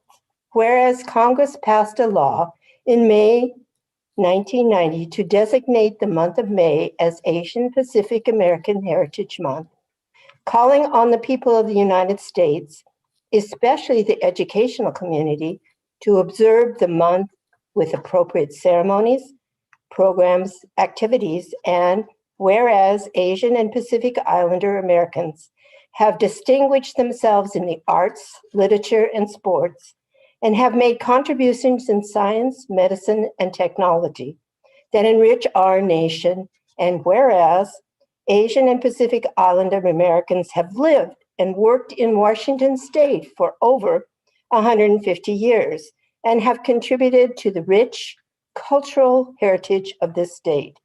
And whereas the diverse Asian Pacific Islander American population in Washington state numbers more than 674,000 and represents more than 11 Asian and 7 Pacific Island nations. And whereas Asian Pacific American Heritage Month provides an opportunity to educate the public on the role Asian and Pacific Islanders have played in American history. Now therefore be it resolved that the Board of Directors of the Kent School District proclaims the month of May as Asian Pacific American Heritage Month. This was signed on the 12th day of May 2021 by all our directors and our secretary and superintendent, Dr. Calvin J. Watts. Thank you. Thank you very much. Next up, we have presentations. It's the 22 budget priorities presentation. So without further ado, I will call on Chief Officer Dr. Joel Harmon. Good evening, Vice President Bettinger, members of the board, Dr. Watts, and Ms. Zantello. It is a pleasure to be here to talk about our FY22 budget priorities. Usually by now we would have engaged in this process in a work session with the board and talked about how we've engaged our public, but we've had so much on our agendas and so many things happening this spring that we conducted the process just slightly differently. And so we, the board participated in an activity where they were able to share their individual interest, and then the public completed a thought exchange. And so in just a second, I will share my screen, start the presentation.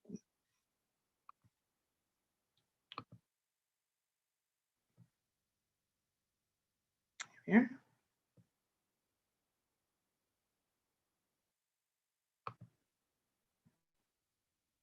I'm going to start with the thought exchange results from the public.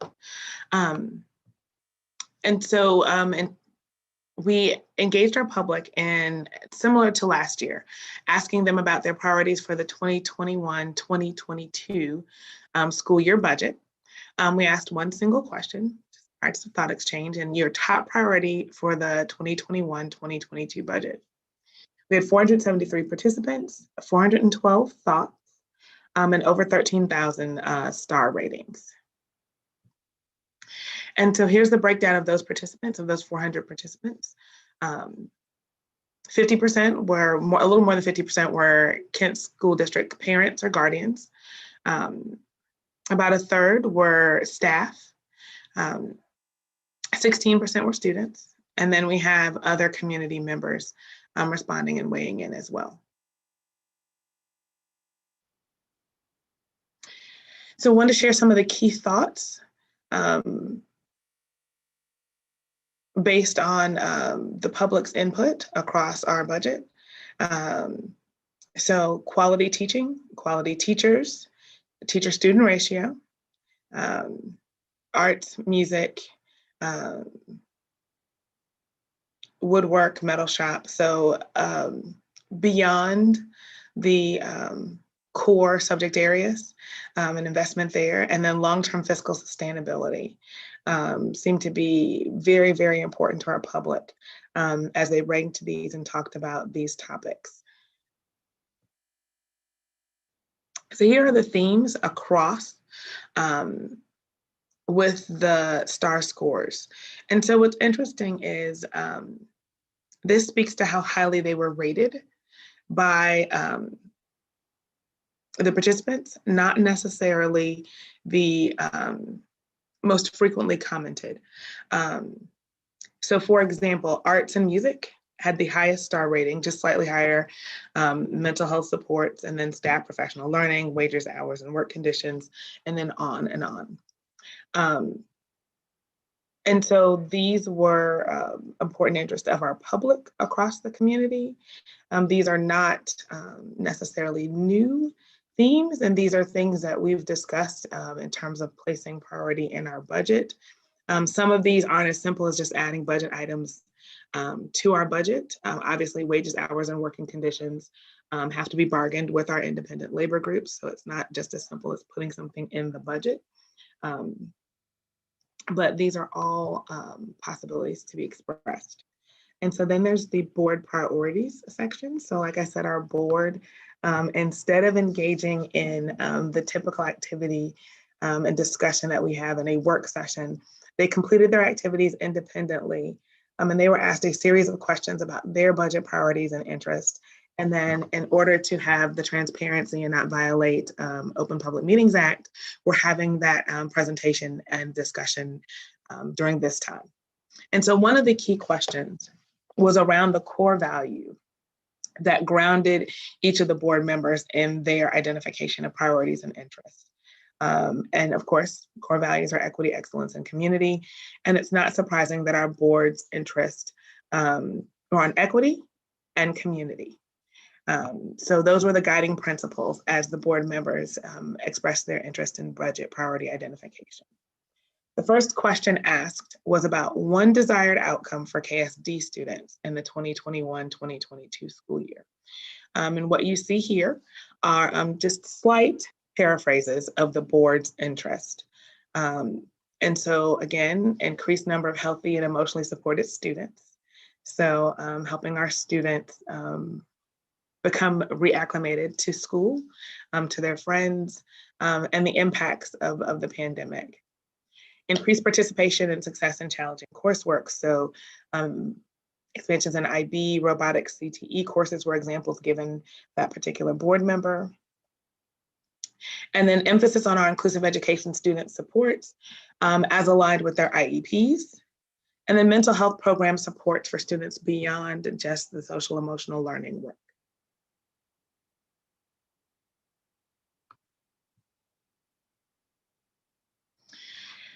So since student learning is our core business, we asked about one desired outcome for KSD operations in the 2021-2022 school year. So how do we support in our operations our student learning? And so again, our board ever student focused in this, elimination of student fees for courses and materials, additional counselors and social workers to support students and staff, 48-hour response time to public requests and questions, an internal auditor with reporting structure to the board.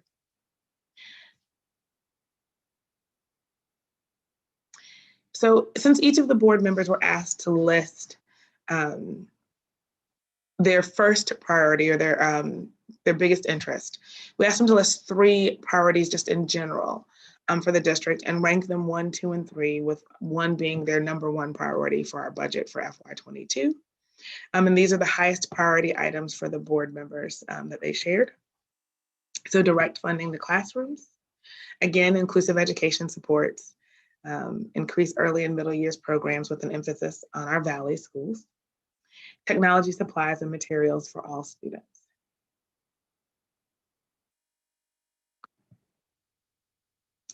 Second highest priority, clean and sanitized schools, certificated teacher and paraeducator in every classroom, mental health supports, an investment in K-8 arts and music magnet school. And then their third highest priorities, reading and math supports, college and career counselors in middle and high schools, increased counselor and nurse staffing, and extending free meals for all students.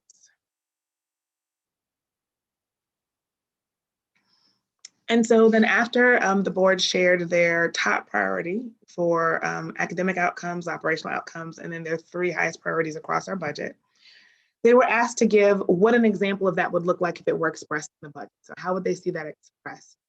And so this is the examples of what the board said they would consider expressions of those priorities in our budget. So line items for specific expenses, increased payroll for additional staff hired, presence of translators, increased ASB funding supports for students, implementation of our Core 24 activities, family supports to attend district functions, investments in future pathways for students, and before and after school programs to support learning are all ways that the board said that they would consider expressions of those priorities in our FY22 budget.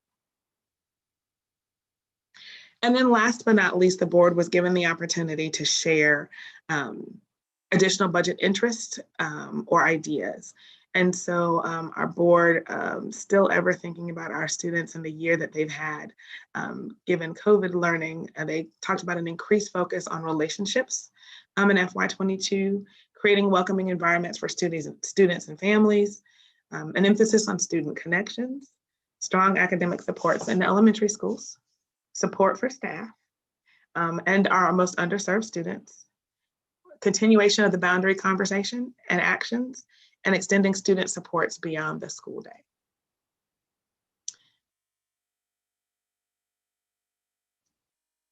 So as we consider what the board shared, what our public shared in Thought Exchange, there's definitely a theme in recovery and acceleration for students as it relates to COVID, for creating and space and budget capacity for building relationships, creating welcoming environments, supporting students and staff in their adjustments to being back in school together, and increasing those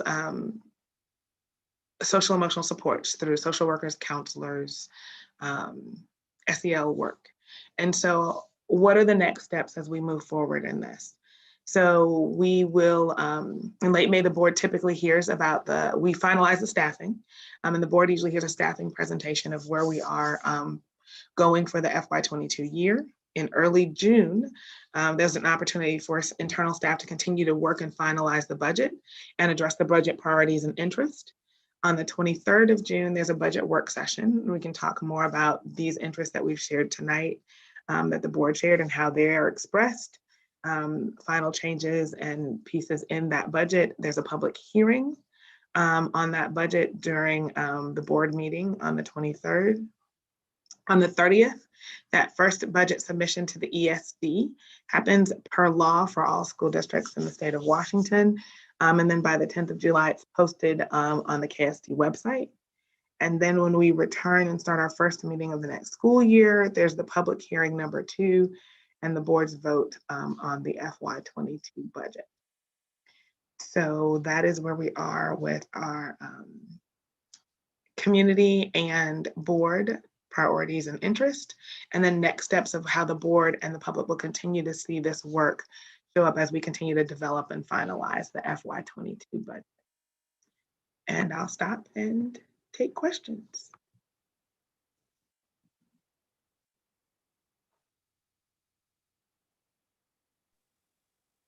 Questions from the board? I feel like President Daniels should be here for this. So I see we do have time. We're going to be talking about these priorities further because I think it's important to hear all the voices of the board. It's kind of why I'm staying a little quiet, you know. I mean, I agree. I'd be remiss if I didn't say, you know, I'm all for the arts, and when I talk, I think I express this, and I'll say when I talk about mental health supports too, it's kind of what we've talked about before with like some of those visions for Core 24 and things like that. It's students having the opportunity to participate before school and after school in the arts, and it kind of goes hand in hand with those class fees we've talked about. So if someone wants to take a ceramic class or something, that they could do so without feeling like they needed the class fees and things like that. We've, you know, I think for me, technology should be after school, and I think this pandemic taught us that so many of our students don't have access to internet to do their homework and things like that after school. But after so much technology, I'm going to want to see our students having relationships and being able to participate as freely as possible in some of these before and after school activities for social emotional health. I mean, that's a lot of, Director Benno is in schools with students, and a lot of that is it's the clubs they're able to participate in and that type of thing, beyond, you know, being able to touch base with those people that have similar interests and things like that in their schools. So yeah, I would agree that the arts and music came to the top for me as well. And one of the things that I think in my submissions, I emphasized was not just investments, but investments in the earlier years for future pathways. So I think that's definitely an addition that I want to stress, that the investments are made in the early years to kind of equip our students to have the foundational supports that we heard about at our work session, as well as having the academic supports ready and prepared to enter those rigorous course programming in the high schools. So I feel like our kids are at a disadvantage if those supports are not provided and investments are not provided in the earlier years. So I really enjoyed hearing about our dyslexia group from our dyslexia group. And it really made me think about the investments in the early years, and sort of lost focus on that. And it's interesting because even the funding seems to have lost focus on that during this pandemic, especially. So we always should be keeping that on our radar, I think. I'm very happy to see that the budget priorities from the board is very student-centric, equity, and community-focused, because I think that is very important. So I love seeing the things on there that was there. And I want to thank you, Dr. Hartman, for all your hard work and leading this. And it's just been amazing. I've learned a lot from you during this process, and I wanted to kind of thank you for your hard work on this. Well, it would be unfair of me to not give credit where credit is due. There's an amazing budget and finance team that supports the everyday operations of this. And it will be their hard work as we go back and as a team work through what this looks like and how it can be expressed in the budget.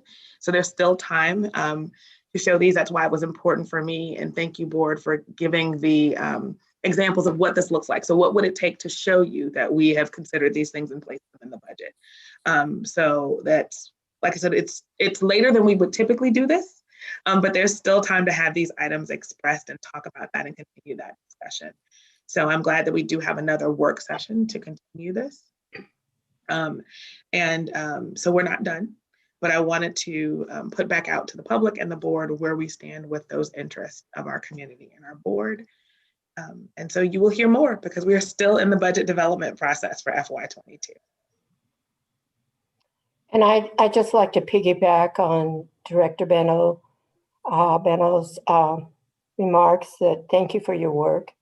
I think it's one of the most important jobs of this board is to try to understand the budget priorities that are set in place and a vision that we're going toward. Serving on the Core 24 committee like I did, seems like years ago, it's just a while ago, I saw a lot of the needs that were presented by all board members that came up in those 24 meetings from all our community members. So that was good. And again, I just believe in the relationship building, the starting the younger we can. I've seen it happen in all the speeches that I listened to the kids in high school when they had to present their final thing on what they were going to do and how they had gone through all their programming in school. It was always that they focused on a teacher, a coach, a nurse, or some relationship that really got them on track to get where they were. So those relationships we can't dismiss. And I would like to see us find ways to increase the rigor. So, that our school district could really stand out in the state, way beyond just the norm. And I think we have the diverse population. I think we have the perhaps budget now and expertise to really climb the school district into a position of power.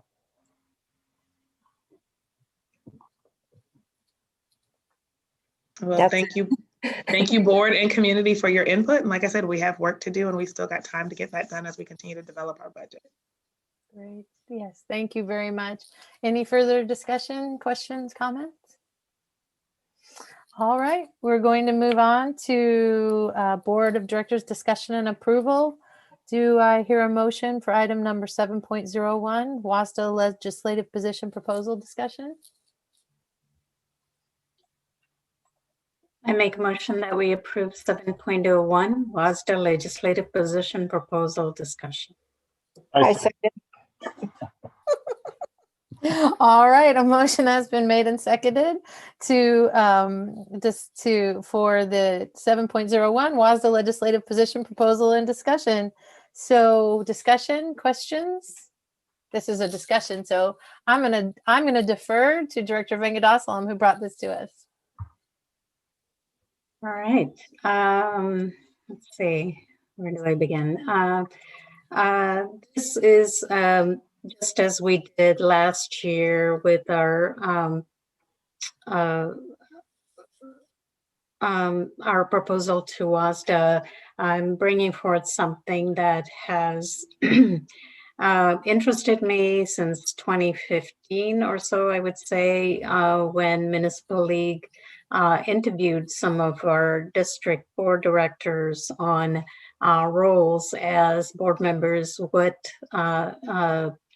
what enabled us to run for the position, and what were the barriers that we faced when we ran for the school board. And a number of conversations and legislative priorities have happened. I wouldn't say legislative priorities, but legislative proposals have happened over the years. Many of them had several restrictions, in terms of student population, how many needed to be enrolled in a district to attract board members and compensate them for their services. So there has been discussions about why is it board directors, which I consider one of the most important elected positions, if not the most important elected position, why are they not viewed as a professional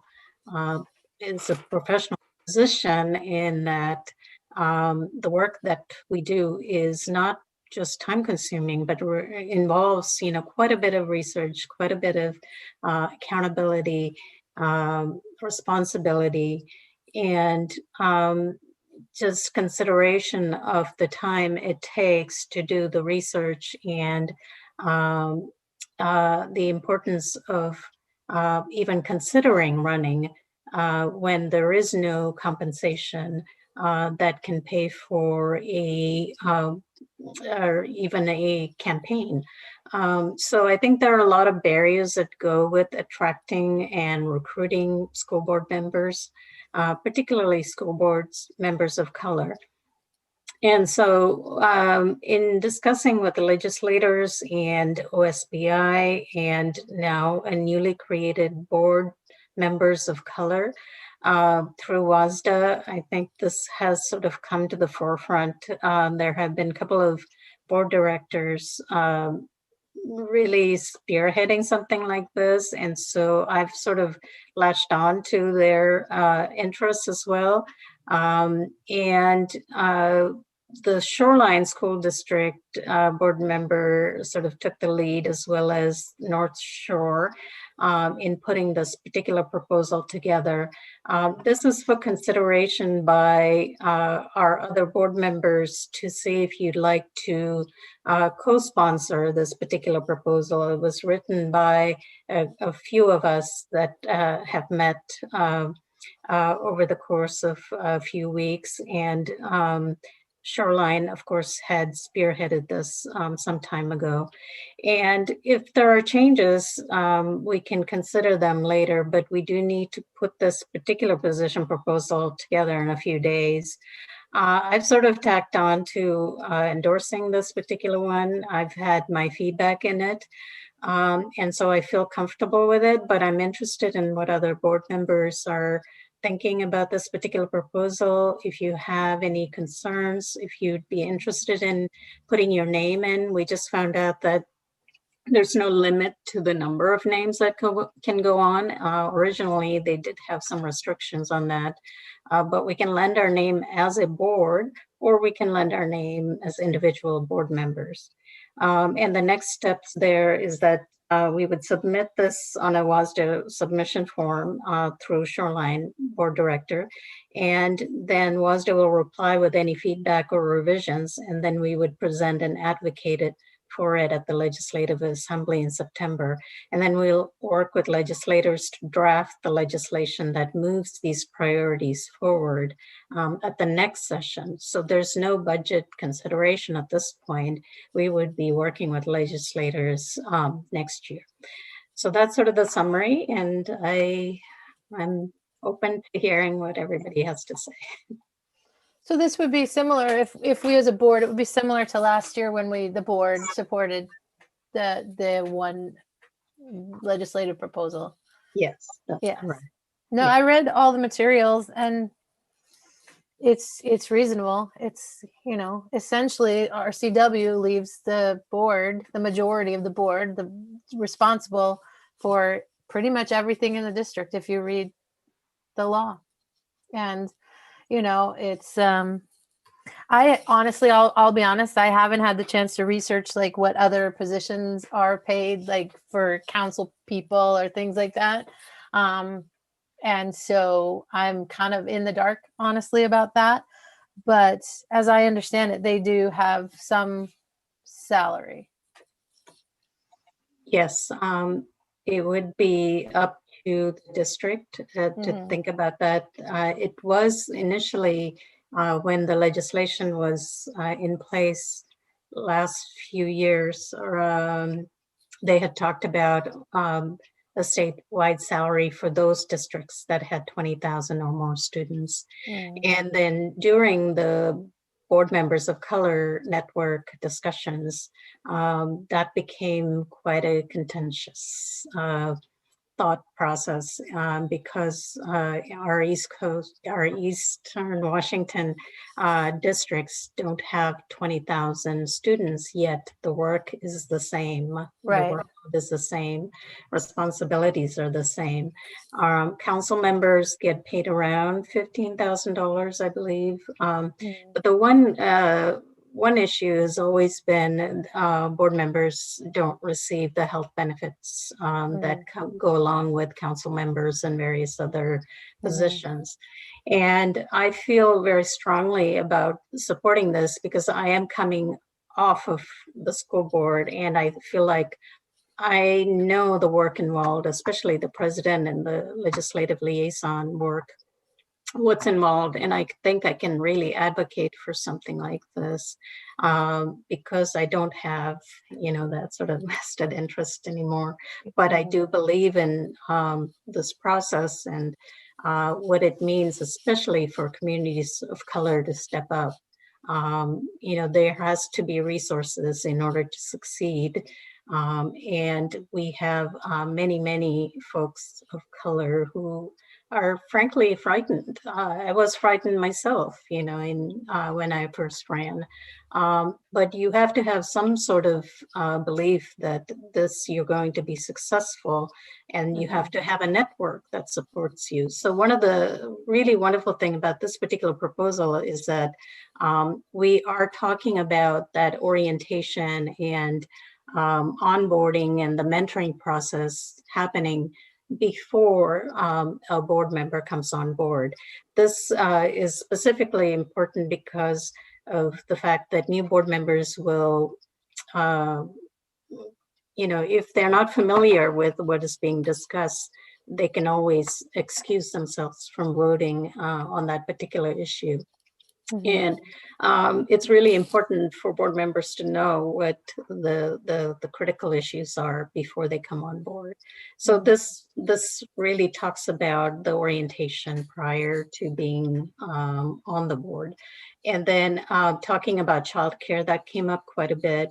There are a few things that would be considered issues, that are happening in Seattle. That may be considered controversial, but in general, these are the things that most school board district directors that I spoke with would like to see changed. So having the orientation, the childcare, telephonic participation for board meetings, and allowing the school districts the option of providing a school board director salary. So it's not a mandatory thing, but some districts may not have the necessary funding for that. So that would be up to the school districts. So has it come up, and since we're on kind of this topic, when we talk about barriers, you know, the time when meetings start, because it's like if someone is working a 9-to-5 job, like I know in our district, our meetings start at 5:30, and that seems consistent with other districts. And I'm wondering if that also it has come up as a barrier. Like if you live further from district office or wherever the meetings are held, and it's like a 45-minute drive, you're always going to be late, essentially. Yeah, the Eastern Washington folks brought that up, and they were talking about the telephonic or virtual, to not penalize a board member for taking, for participating through those methods, especially since we've been through that. So providing for that as an option, and then also childcare. There are situations where that's very difficult. We had a board member who faced that reality. So I think those are the issues, particularly with communities of color, that we need to address. And not to say that it's not a universal concern. So this is really to better reflect the student populations that we're serving, and really, we talk about equity, but encouraging that across the state. Right. And then when you talk about childcare, if we're providing childcare at a board meeting for a board member, maybe also part of the ways that citizens can decide they might want to run for board is attending a board meeting. So if we were already providing that for families too, to attend, that might also remove some of the barriers, because they'd be familiar and comfortable coming to a board meeting and knowing what it would be like. I think this is really important to bring up. We can't talk about equity without talking about the systems that are in place that prohibit equity. And so I think that this does a really good job of starting those conversations and legislation of trying to equalize so it actually becomes more equitable, and looking at specific communities that are underrepresented that we want to encourage to run for these positions. So I want to thank you, Director Vengasalam, on your work on this. And I think this is something that's very needed and very urgent that needs to be addressed. So thank you for your work on this. Thank you. So I guess we'll take a formal vote on it. And so this is just the proposal. So taking the vote would mean that we are co-sponsors. Yeah. Sponsors on it. Yeah, great. And then when at the Legislative Assembly, we can testify, and all of the other specifics, the budgeting information, all of that, there will be more research done by WASDA if it passes. And then we would have enough information to meet with legislators to speak about this from the financial perspective. Yeah. I'm curious if you've had any conversations with some of our representatives of how they feel about this. Could you share that if that? I haven't. Yes, I met with met on Zoom. There were several legislators present at the OSBI meeting that board members of color had, and they wanted to know the experiences we had running a campaign, as well as being on the school board, and what it is that they could do in the upcoming legislative session. So it was very important. There were only 2 of us present, but I think what we shared was important enough that they understood that the fact that there has never been a board members of color group in the state, which was shocking to them. And the fact that no one has ever asked what were the barriers and what is it that they could do to assist and to be able to attract and recruit diverse school board members. So they're well aware of all of these municipal league report and especially Representative Santos. She was asking about salary, what else can we do? And one of the things that I talked about was the professional development that needs to happen for school board members before they come on. So there was a question about supporting WASDA a little bit further. How can we be a support to WASDA? Can WASDA handle some of these requirements? So they took real interest in hearing from us. So. That, and then of course, Representative Frame and Representative Carlisle have put out those legislation in the past. So. Those are good supporters. Thank you. Any further discussion, questions, comments? All right, hearing none, I will call for the vote. All those in favor say aye and raise your right hand. Aye. Aye. All those opposed, say no and raise your right hand. Any abstentions? All right, the motion passes. We are going to co-sponsor this bill. Thank you. All right, next item, 7.02. I'll entertain a motion for the second reading and approval policy 1801, race and equity. I move that we accept the second reading and approval of policy 1801, race and equity. I second. All right.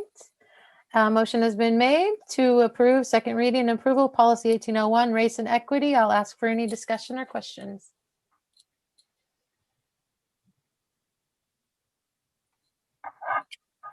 All right, hearing none. All those in favor say aye and raise your right hand. Aye. Aye. All those opposed say no and raise your right hand. Any abstentions? Motion passes. All right, I'll entertain a motion for 7.03 Kentwood High School PAC remodel bid acceptance and award of contract. I move that we approve the Kentwood High School PAC remodel bid acceptance and award of contract.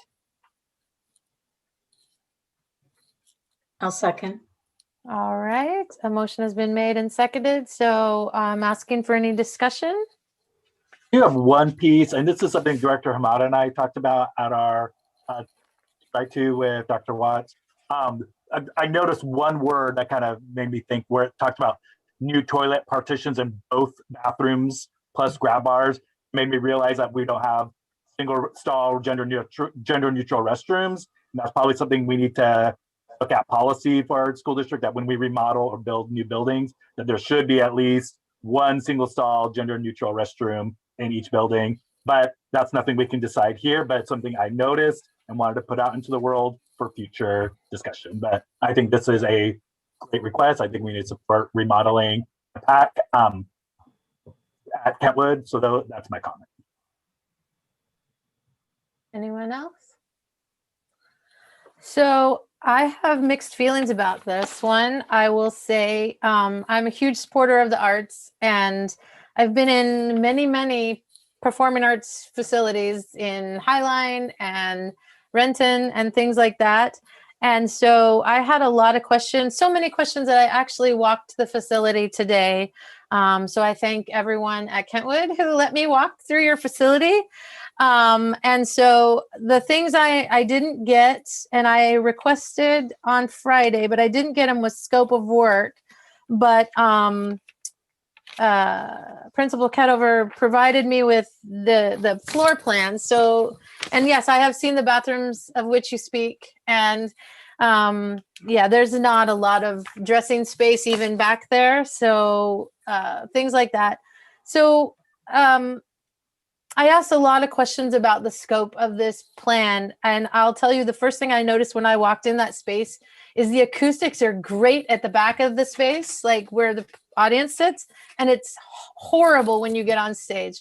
It is just such a dead flat room, which means either more acoustics on the wall, because there's wooden panels on the back, which are acoustic features, and there's places where wooden panels should be, but I didn't see the facility or the original architectural drawings, but it seems like wooden panels didn't get affixed to the walls back in the early days.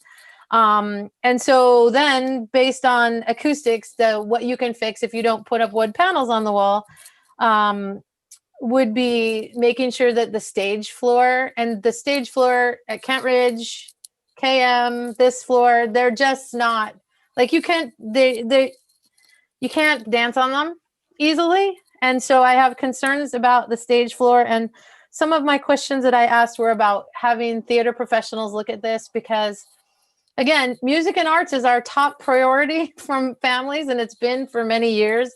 And these facilities are used for our students, and our CTE students, are learning theater tech. And if it's a facility that doesn't have theatrical lighting or sound to help with the horrible acoustics, then it's not supporting those students. So after walking the facility, I have further questions that I'm going to ask. So the floor, just the stage floor and the covering over the orchestra pit. Now, stage floors have to be drilled into, they have to be painted, they get repainted all the time. So have you consulted with any theater around here or theatrical expert about the floors on any of our performing arts stages? No, we have not. Members of the board, Vice President Bettinger, members of the board, Dr. Watts, Ms. Antello, thank you. But no, we have not asked a theatrical consultant to do this, due to the fact that we're refurbishing the building that has been there. So yes, we want a better product, and the MDO that we're going over the floor with is an approved theatrical floor that's used in many places. Okay, because another thing too for performing arts centers, like I know Director Benno probably well aware that the IKEA Performing Arts Center, it's also a revenue source. Performing arts centers are a revenue source, and I was asking about that, if any dance studios have ever used specifically the KW PAC for dance presentations, and it's just because you can't tap on that stage, then that stage isn't useful for that. So on some level too, when we look long-term, I question the vision of not having a theatrical floor, so it can potentially not only serve our students, but increase revenue for rentals. And then I have questions about, there's going to be a shell flown in for the acoustics. And has the fly system been checked lately? The fly system has not been checked, but that will be a part of it. It would be something that we would do. It's just not a part of this project. Oh, okay. Because you can't, that shell is going to weigh a ton, and that is going to be hung over a stage where children will be performing. So it's going to be a safety issue if it hasn't been checked. Vice President Benjer, just to let you know, that shell has already been there. That shell was there when the PAC was originally built. It was removed and disposed of. Yeah, so, and I was told that the fly system has been where we're going to set it. It's been approved that will hold it. Okay, but every theater has to have the fly system checked on a regular basis to make sure it's safe. That is part of maintenance in facilities. Okay, so before a really heavy replacement shell is hung, is the fly system going to be checked? It will be. Okay. And then the sound system, again, that's one of those things where I've seen in different schools that I've been in and worked with kids in, where there's different PA systems that are great for, like a sports field or for a college, lecture room, but they're not so great for theatrical performance. And again, when we talk about our CTE students and using a sound system, that has all those theatrical features that can help them in a future career. Did you work with PNTA or any theatrical experts on the sound? No, we did not. We actually worked with Electricom, who has installed many sound systems in multiple venues of PACs, not only in our district, but in other districts. So they're theatrical in nature. So they're specifically Correct. Designed for theater, and is that system also used in sports stadiums? It is not. This is a custom built. What we did is we took our vendor in, Ben's work with Electricom, and he did a very in-depth look of what is there and what can be there. We actually walked other PACs in the district, Kent Lake and Kent Meridian. We asked questions there. We worked with Chad Taylor, who is the Kentwood PAC, who actually bought the soundboard that we're integrating into our package. And we feel that we have designed something that theatrically will perform better than a large group venue. Okay, so you've made sure that everything's like all the mics that are being purchased and things like that, because I know that I saw that was a separate thing. It is a separate contract, yes. And the reason why we did that, Vice President Bettinger, is that in my role, I have the ability to either add things in a contract and pay the contractor a fee to manage that, or we as the capital planning team can actually general contract those items under $100,000 or $350,000 at small works. And we can save our district money by us managing those pieces of it and coordinating with the contractors that are there, working with our architects and our consultants and our vendors to save our district dollars. Okay, and so you talked specifically with any CTE teachers in the district that work with soundboards, and they said that Electricon works, like Chad, for instance. So Chad, I don't believe Chad's with CTE, correct? It's Lori Paxton.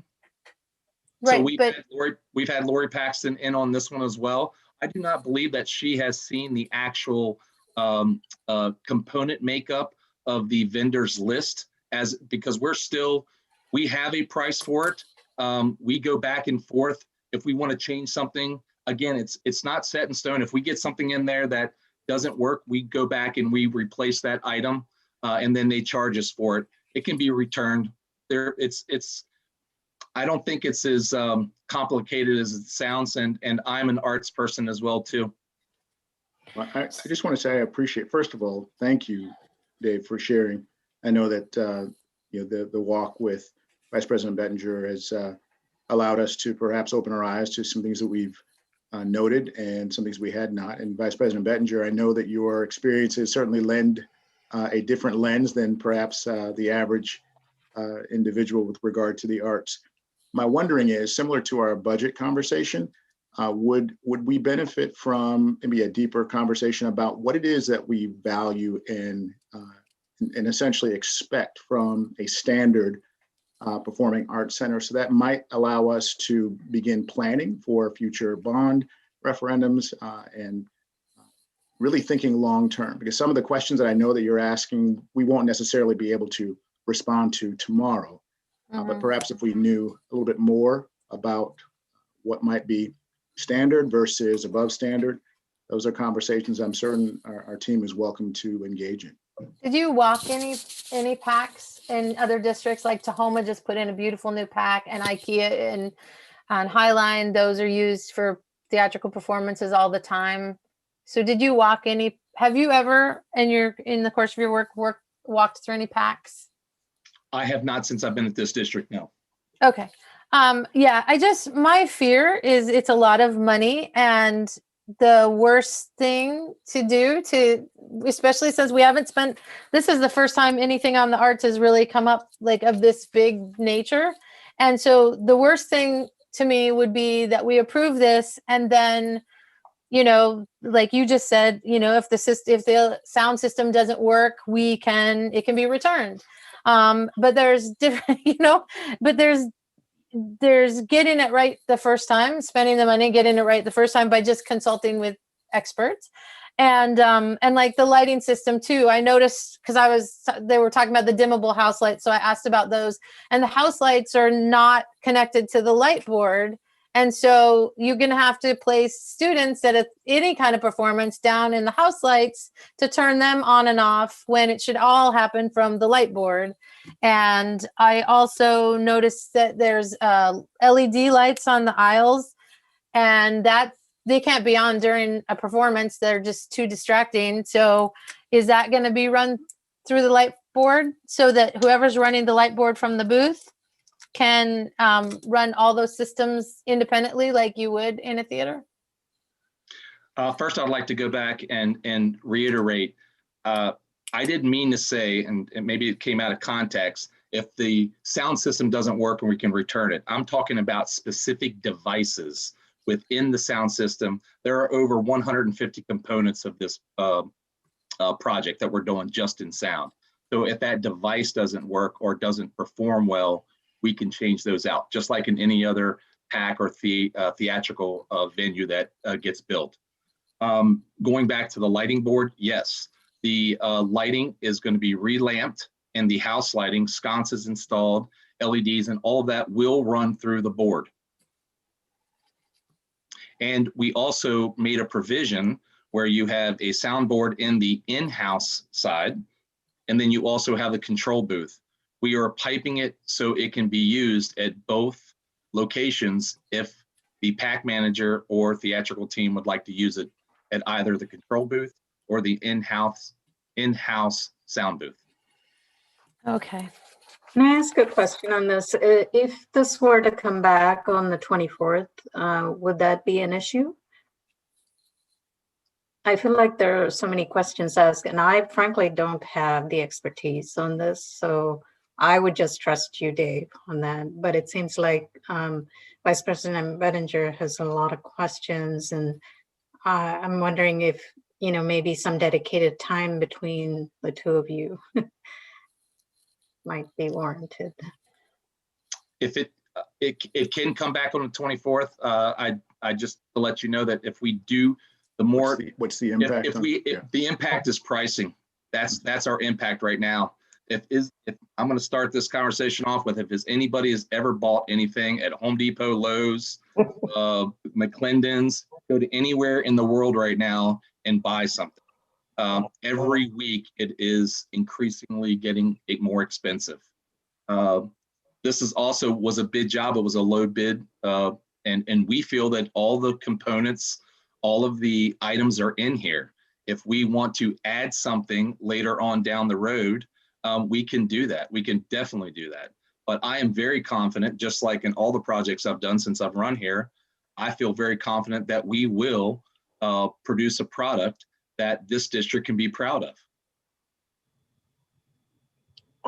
Mr. Buzzard, I just want to interject here. I'm not an expertise in all this theater equipment or sound, and I'm not sure I'd even, after some education, would even understand it all. I have attended several events there, and honestly, I enjoyed it, and I enjoyed the sound and everything. I really didn't notice, and I even think I went to a talent show there because one of our kids was doing a song and dance there one night, and I believe they had a tap dancer there. So I'm surprised that you can't tap on that stage, because I think I remember a very good tap dancer at that talent show. So I'm just kind of amazed here. So to answer that, the tap dancing can occur on the main stage.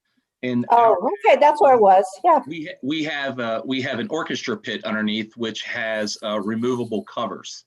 So if you're dancing or tapping on that stage, it produces a more unique hollow sound instead of a nice crisp sound on a floor.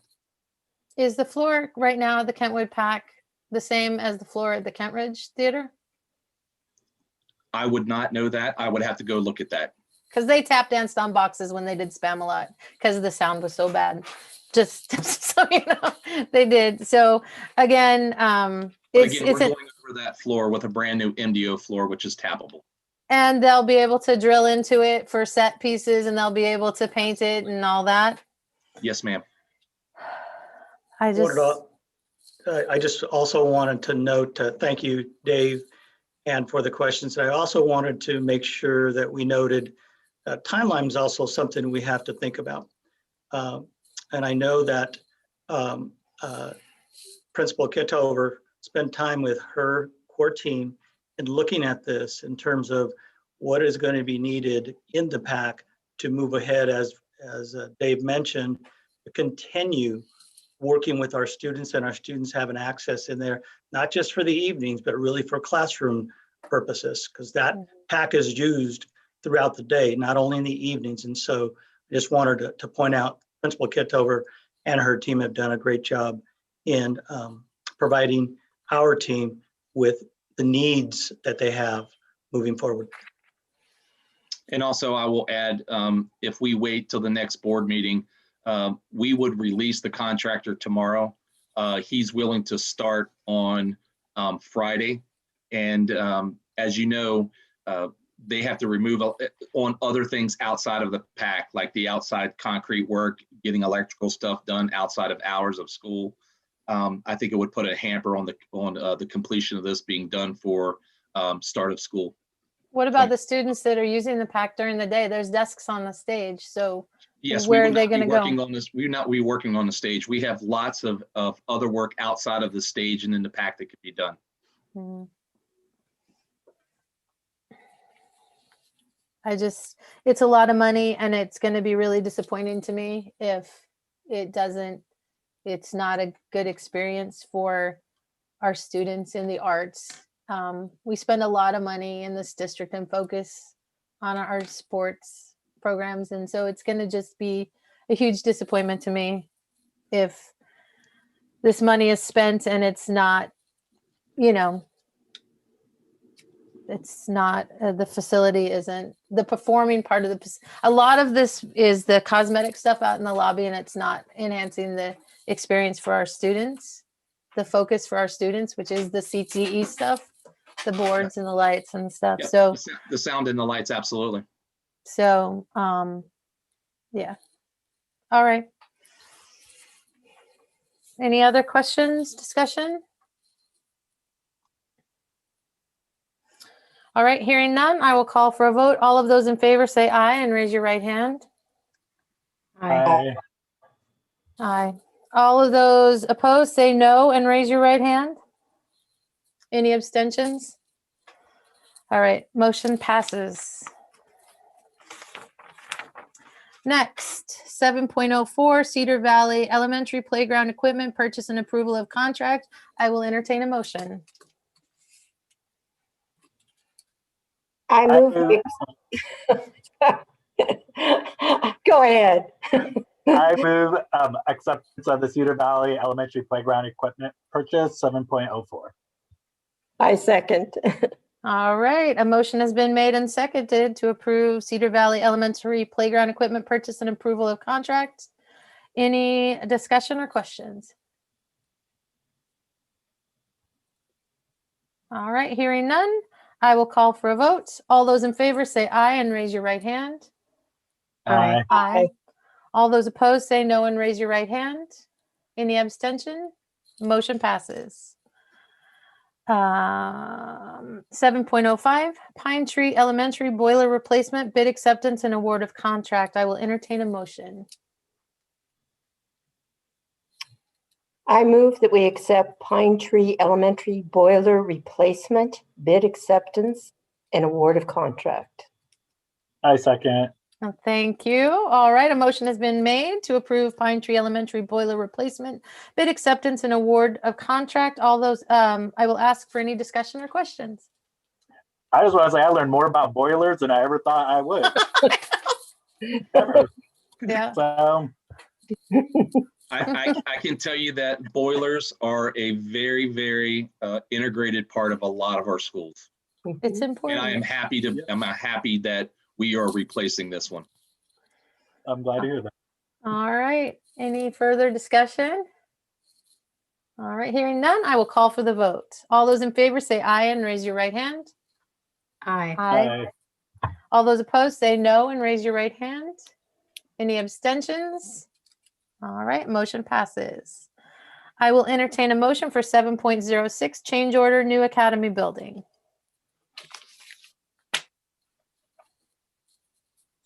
Make a motion, we approve 7.06 change order new academy building. I second. All right, a motion has been made to approve change order 7.06 change order new academy building. Any discussion or questions? I have questions on this one. I went through and I looked and this comes up a lot with change orders and questions. And I really dug into this one and I realized that like 61K of this was architect and engineer omission. And actually the changes made by the district were negative dollars. And then a lot was code changes and unforeseen, but you know, every dollar counts. And so I'm questioning why, if an architect or an engineer omit something, why this district is spending money on that. Why the architect or the engineer isn't paying for that. So this comes to a qualm in a lot of situations across the many districts, not only in this district, but other districts. So our architects do the best that they can to design things, and people make mistakes.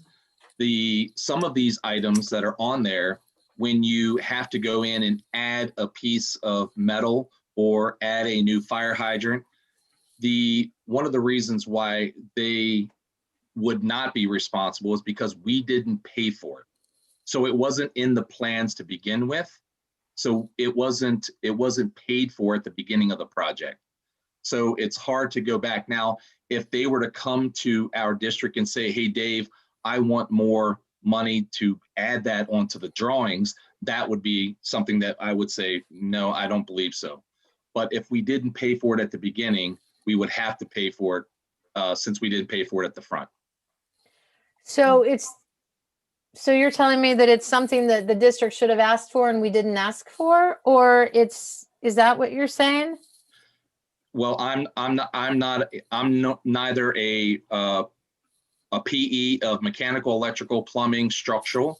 So unless we did a third-party consultant outside of this to review all of our drawings, which we do not, and we have not in my tenure or the tenure of Fred Long, we would have to have a third party. Then some of those things might be caught. Okay, because change orders is something is being audited, right? So that's something correct. It's on our audit list from our state auditors, and it kind of bothers me every time when I see it. So I understand when codes change, I understand unforeseen. So, but I don't understand how, you know, if an architect or an engineer, I still don't quite understand that. So I guess I need to educate myself better on that, but it just makes me uncomfortable every time I see it, and I just noticed it this time. Yeah, I think the projects undistributed line, you know, just the whole contingency. I think it would be really helpful, like historically, what has gone under that. So we have some better education of, you know, what may unforeseen charges would be or would be considered contingency over the years. That might be helpful. I can definitely do that. Just let me know what you would like, and I can definitely provide that for you.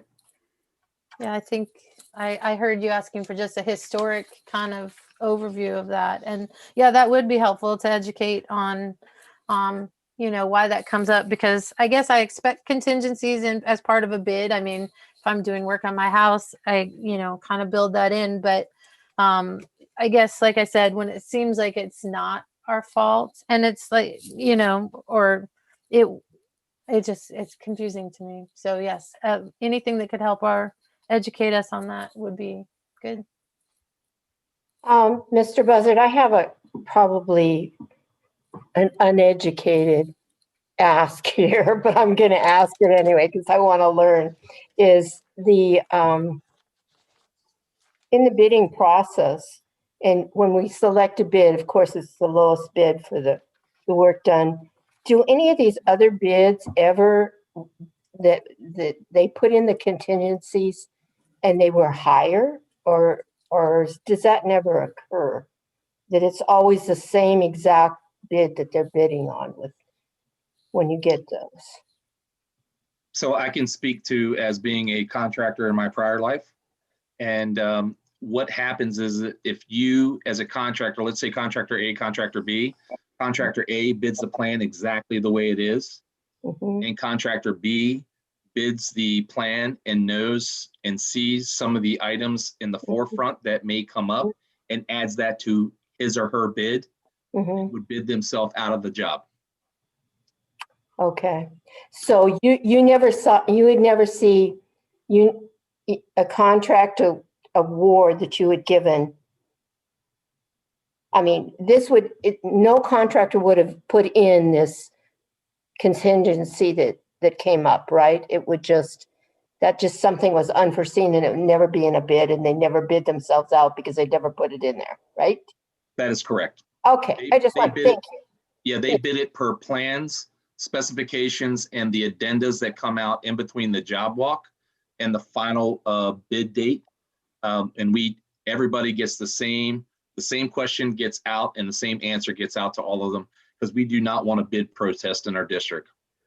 Okay, that's very helpful. And I also wanted to thank you for all the questions that you answered from our agenda setting. And we got those, it just was a very good system. I really appreciated that. Thank you. You're very welcome. Yeah, and also the undistributed line, that percentage, I don't know, there might be a percentage. I'm not quite sure how we determine that. That would be good to know too. Absolutely.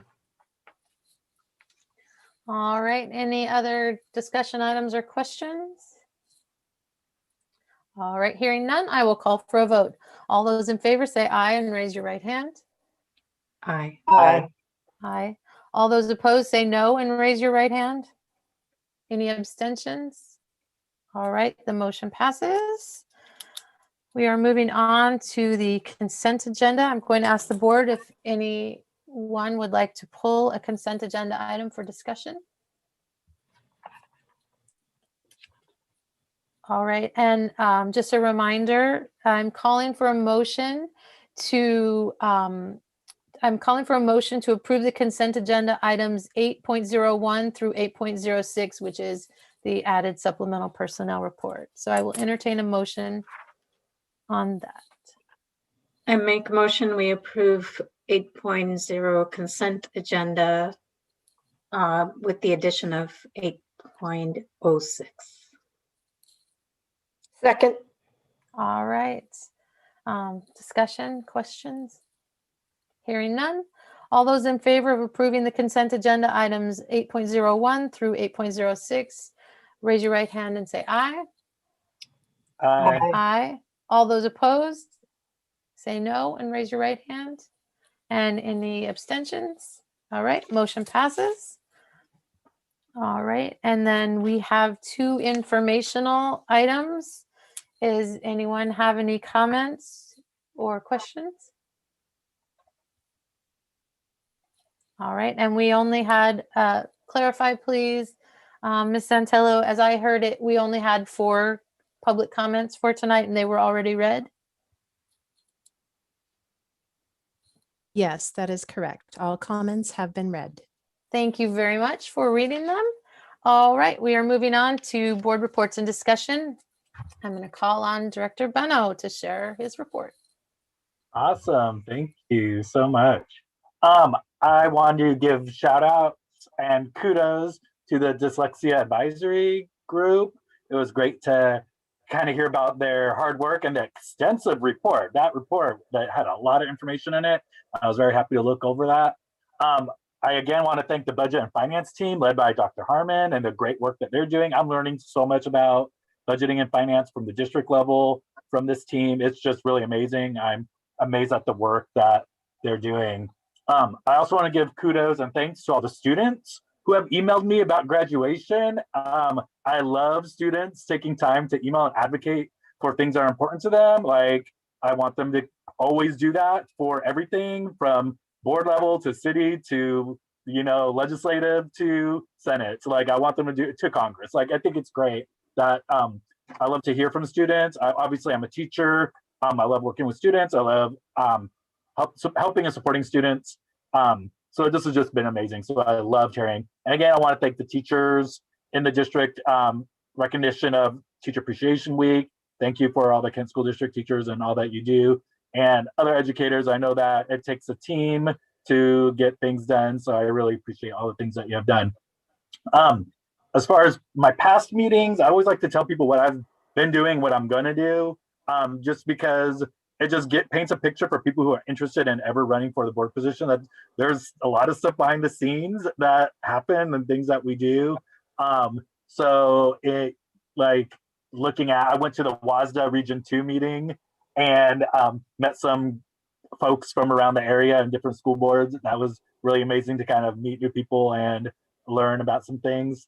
I want to thank Kathy Landisky, the Director of Teacher and Leadership Development, Program Professional Development for Kent School District. I loved hearing about the Becoming an Anti-Racist Educator training series that's going to be done for leadership. And I invited myself along and asked for an invite because I'm curious just to see what that is. So I look forward to going and attending. I think that's going to be, I'm really curious to see how that goes and how all the educators around the district get trained on being an anti-racist educator. I'm really looking forward to that. We had a work session on policy updates, which is always informative, educational. I'm learning a lot of being a board member, and I want to thank everyone being involved in that. Upcoming things, I'm currently signed up for the virtual school board boot camp through WASDA. So I'm kind of excited to, get my, intro to being a school board director from WASDA's perspective. Again, I always say, invite me, please, to your locations, virtually or in person. We'll social distance, we'll follow the laws. I would love to meet with you. Feel free to email me, make an appointment. And again, I know that there's some technological challenges for the board meeting hybrid or in person, but I'm looking forward to the time we can do that. Again, I like to reiterate that our students and educators have started. So I think it's time that we do. I know that we're waiting for that to happen. And I want to thank the team that is working on those challenges so that we can make that happen in the near future.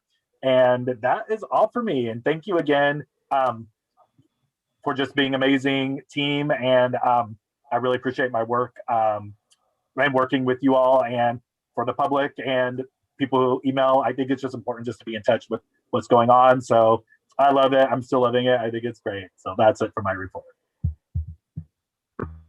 Thank you very much. All right, I'm going to call on Director Hamada next. Well, I've got a couple of shout outs here. Cameron Delphin of Kentridge is going to represent us at an International DECA Career Conference, and that's a pretty cool thing.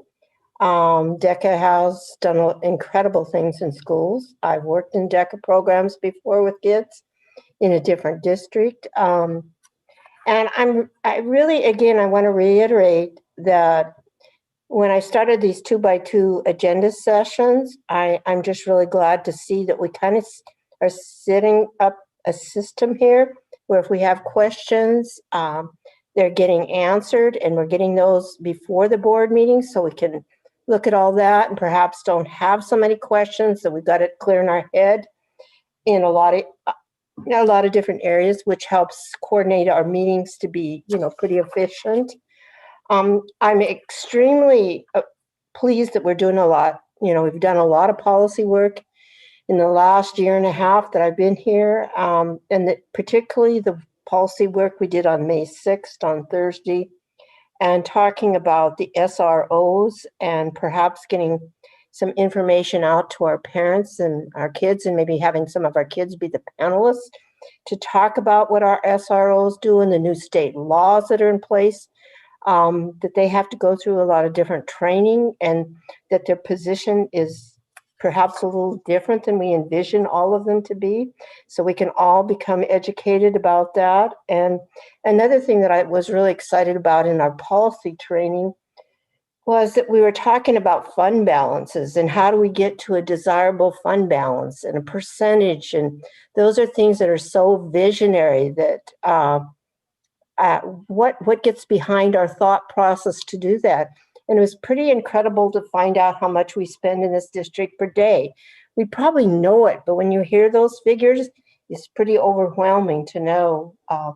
And again, that kind of ties into all of this that we're responsible for in the long term through law, actually understanding all this, that, you know, having our board directors be more educated, have a better understanding of when they walk in the door.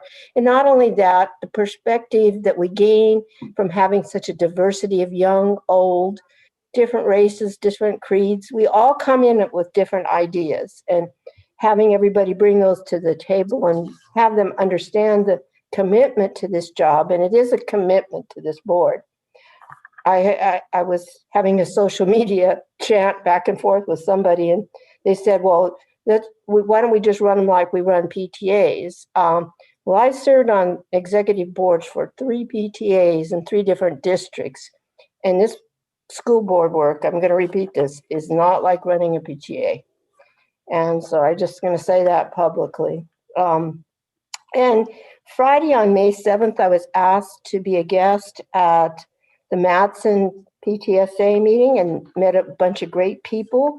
And they talked about their auction that's now in effect. And today I won the winning bid on another item to put in my house for the auction. It goes to their PTA to help them out. So I have my Lake Young's fingerprints on the wall from all the kids. And now I have another item that some parents from Matson have made, and it also goes to a good cause.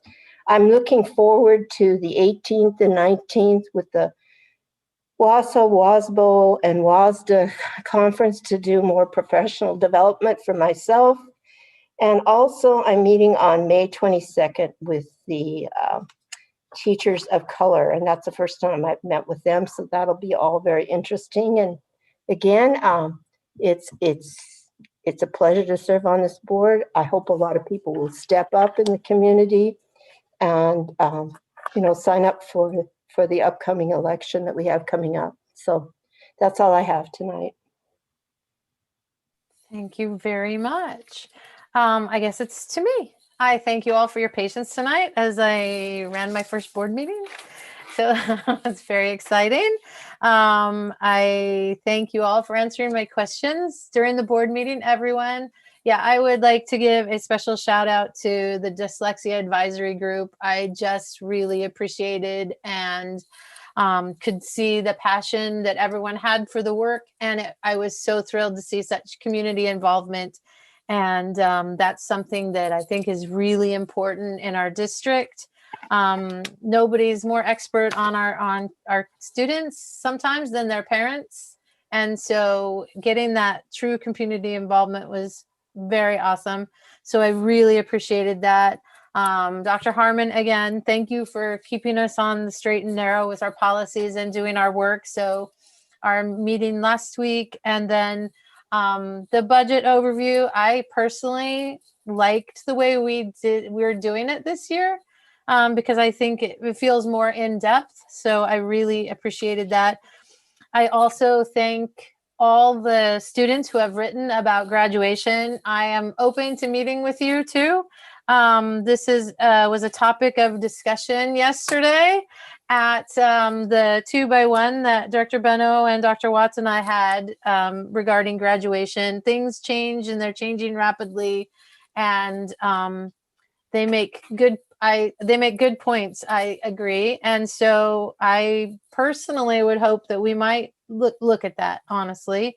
And then I also am hearing all the parents who are writing, wanting to know next year about reopening. And, you know, I did hear from Dr. Watts that the first plan has to be done by June 1st. So we'll see that at the next board meeting. So watch the next board meeting. And I also am going to be meeting with the Kent Educators of Color on May 10th. So this Saturday, I think. I have to look at my calendar now. I'm losing. No, not May 10th. Maybe the 22nd as well. I think it's the 22nd because we've already had May 10th. I've lost track of my time. And I also just want to appreciate, again, our school nurses and all the hard work they've done. We appreciated them tonight, and Teacher Appreciation Week. And I've said this before, when we, you know, honor, we're honored our Asian Pacific Islander heritage. And I hope that that is taken sincerely and that that does get into our classrooms. So there are discussions. We definitely stand united. And so I want it to be more than just, we mention it at a board meeting and then it never hits the classroom. So that's very important to me. I thank everyone at Kentwood who walked me through their Performing Arts Center, and they have an amazingly tall fly system, taller than the Village Theater, I think. It's so amazing. That is the one thing that's like, that's why it needs to work, so they can use it. And I am also going next week to the WASDA Equity Conference. And, you know, as we thought about today, when we talked about budget, we talked about, you know, the survey, the thought exchange, and we ask people to, you know, do surveys. We ask people to write to us. We get a lot of messages, letters. I've talked to a lot of parents. I've talked to some people on the phone that are interested in the board work and things like that. And, you know, I've said this before, that, you know, when we have surveys, that's kind of like a social contract. We're asking to hear people's opinion. They take the time to participate. And I want, again, like I want things to mean something. If someone participates, if they write to us, you know, and to kind of dovetail off what Director Benno said, when people share their opinion, and we hear a lot when people participate in a survey, and we hear a lot, I think it's incumbent on us to really listen and to really understand where that's coming from, and to really make sure, again, the students are the expert on their experience, right? The teachers are the expert on, and the school staff are the experts on their experience. The people who are in our buildings using whatever things we buy for them, the boilers to anything, you know, it's important to me that we are listening to those people that are sharing with us in any capacity, whether it be staff or whether it be students. And on that note, I think that it is 8:52. Oh, and I didn't finish.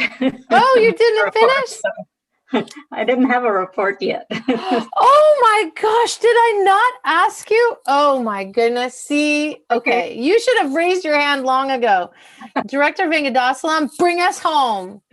All right, I won't repeat everything again. I thank everybody that my colleagues have mentioned. And I just want to also thankful for reviewing this proposal that I'll be submitting. And I want to thank our nurses and our teachers, of course. And I will be meeting with South King County Coalition tomorrow with President Daniels, and then also with Educators of Color. I know I haven't responded with a date, but my son's getting married soon, and just been so busy with that, but I will get it on the calendar. Thank you so much for the invitation, and thank you all. Good All night. right, thank you. You should have raised your hand sooner. Thank you for bringing us home on that one. All righty, so it is now 8:53. Are you sure you don't want more time to talk? No. Okay. It's 8:53, so I am going to now adjourn our meeting. Thank you everyone for watching, and we will see you later.